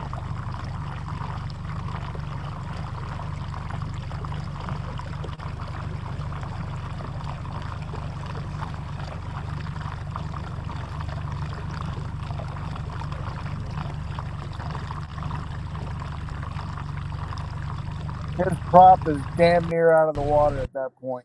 Huh? His prop is damn near out of the water at that point. You can tell.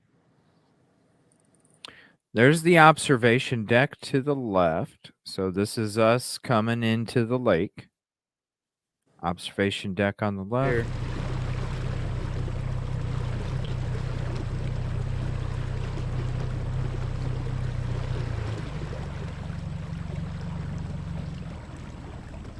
Water. 13 feet here. Observation deck to the left. So just like the Samsung video, you hear me saying the same thing.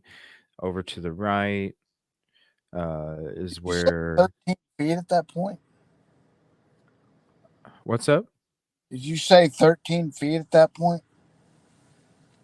It might have been. We're right in between the boat ramp and we're heading up to the lake. Yeah, so that's that deep. Yeah, in this footage we are. Let's see. In this footage, we're right about here. So let me switch to this. So in this footage, we're right about right there. We left the boat ramp and we were heading up. So off to the right is where the fisherman herd, and then off to the left is where the observation deck is. Lake right now.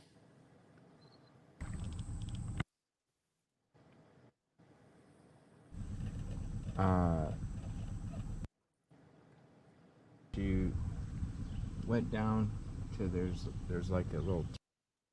Hold on 1 second. Oh, I got a top. A little bit better. That's nice. Nice to the sonar. Okay, that's. Yeah. Let's see. It's unbelievable. We'll have to figure out this, but. I'm shocked you didn't find a car. So yeah, he was right around here. Oh, what's up, buddy? Let me see. I'm shocked you didn't find a car in there. You couldn't. He said it all blended together after a couple feet. All the 9, debris. 6. Yeah, everything blended together after a couple feet. Not like it usually is. Yeah. Let's see. This is Traveling More Lumber River. Oh. Is this? I'm trying to find the one where we get into the slough. Back, I saw the observation deck. It was literally like straight back from me. Okay. But 691. Let's go to this one. Without damaging anything. Yeah. All right. I think this is it.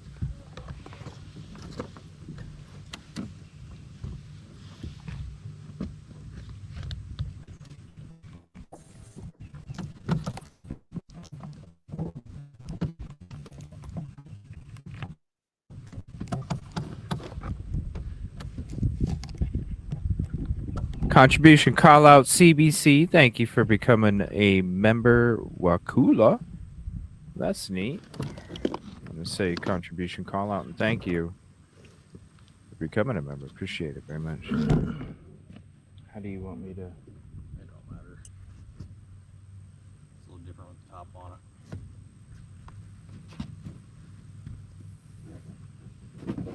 You want me to move that? See if I can scoot it up. You should. I don't know. All right, that's just us getting it ready. Maybe it's this one. So right here, again, Where where the belongings were. Oh, okay. Man, I must. Oh, I think that's when it overheated. So this is when we also got to the bank. I was showing you the videos a little bit ago. This is the GoPro version. This is where her belongings were. Yeah, So I guess on the bank. right around here. Yeah. So he would have came up in here and seen the belongings, probably about where the boat is, give or take, depending on the water level. And then she was found over here.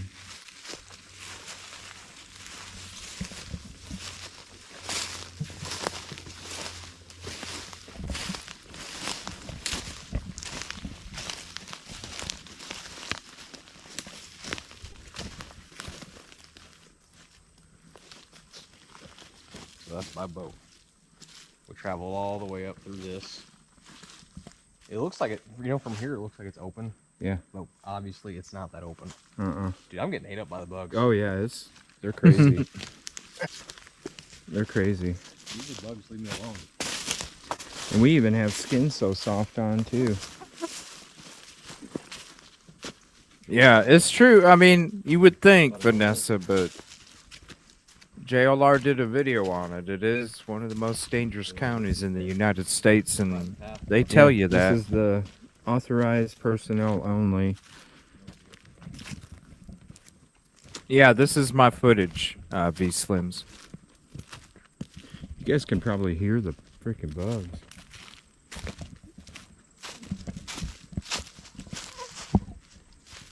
Okay. You can see them. Yep.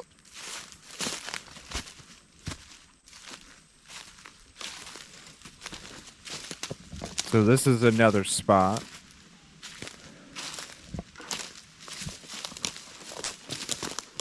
Here's more of it.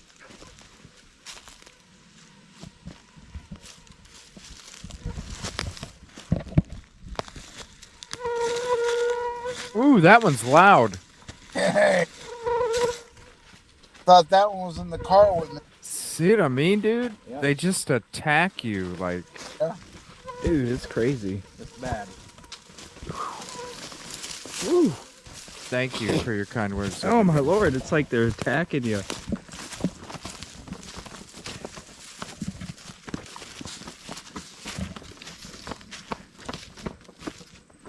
So there you go. Dude, this bug's not as bad in Kentucky. This is crazy. We have bottomlands.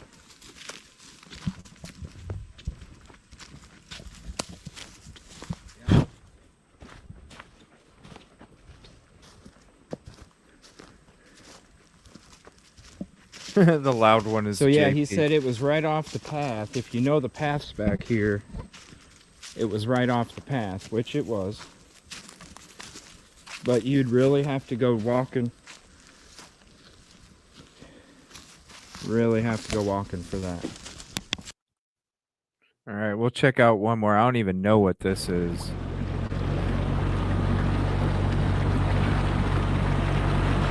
Oh, I think it's just some side view for 15 minutes of us just kind of Going down the river. yeah, to give you a side view of what it looked like. You know? Let me mute that so it's not as loud. But yeah, see, it looks like root beer water being kicked up. Yep. But that's what you're looking at on the side there. Dang. I think one of these is root beer water. But I'll be dropping all these here all of them in the next few days. Yeah, there you go. Root beer water, man. See what I mean? That's nasty. There you go, right there. That's what it looks like as you're going along the side. Look at this. It's like root beer water. Isn't that nuts? That's nasty. Oh God. It's like root beer water. Yeah, no thanks.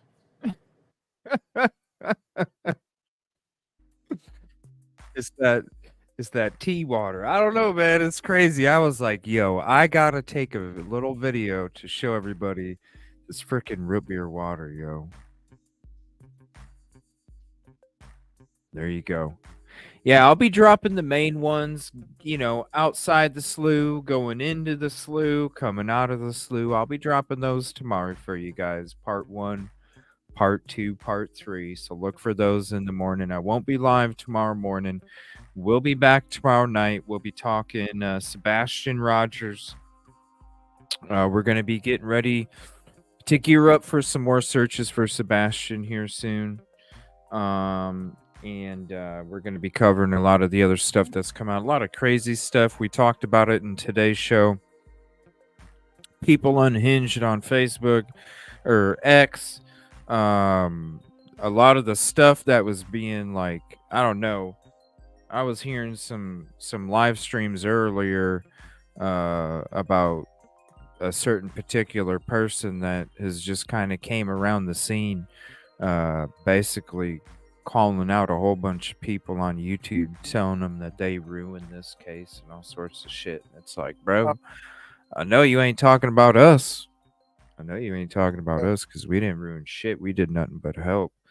Other people out there throwing mud back and forth when it comes to having Sebastian's name in their shows, and they're throwing mud, and then this person's throwing mud back and all that other stuff. Maybe that shit might have muddied it up. But when you're talking about over here, it's nothing about that hard work and trying to do whatever we can to find Sebastian. So we'll be having a show tomorrow night. You ain't going to want to miss it. We're going to be going into a lot of things. And you ain't going to want to miss it. We're going to have a panel show again. So definitely come hang out. Look for those videos tomorrow. New tier coming on Saturday, maybe Sunday, but I'm hoping to have it done Saturday. Like I always told you, all of my footage from Idaho 4, Delphi, Stephen Smith, Vicky White, Riley Strange, Sebastian Rogers, Micah Miller. I only drop about 10% of my footage when it comes to my uploads. The new tier is getting 100% of all of that footage, and that goes back the last 3 years doing these on location investigations and reporting. Very good stuff coming out, especially if you're into Idaho 4. Wait till you see all those creepy drive-arounds in those neighborhoods. I want to say thank you, Ann. Thank you, Trey. Hopefully you got some sleep, bro. Thank you, Busby. Appreciate you. And Kitty, nope, she's up. She's ready to eat. We're going to feed her real quick. She's up and at 'em. She napped all day. I see her right now. She just woke up again. But we're going to do that, and I'll probably hang back at the lounge, and we will see you tomorrow. I appreciate y'all so much. Have a good night. Peaceful, positive evening. Be safe. Appreciate you all. Love you guys. Have a great night.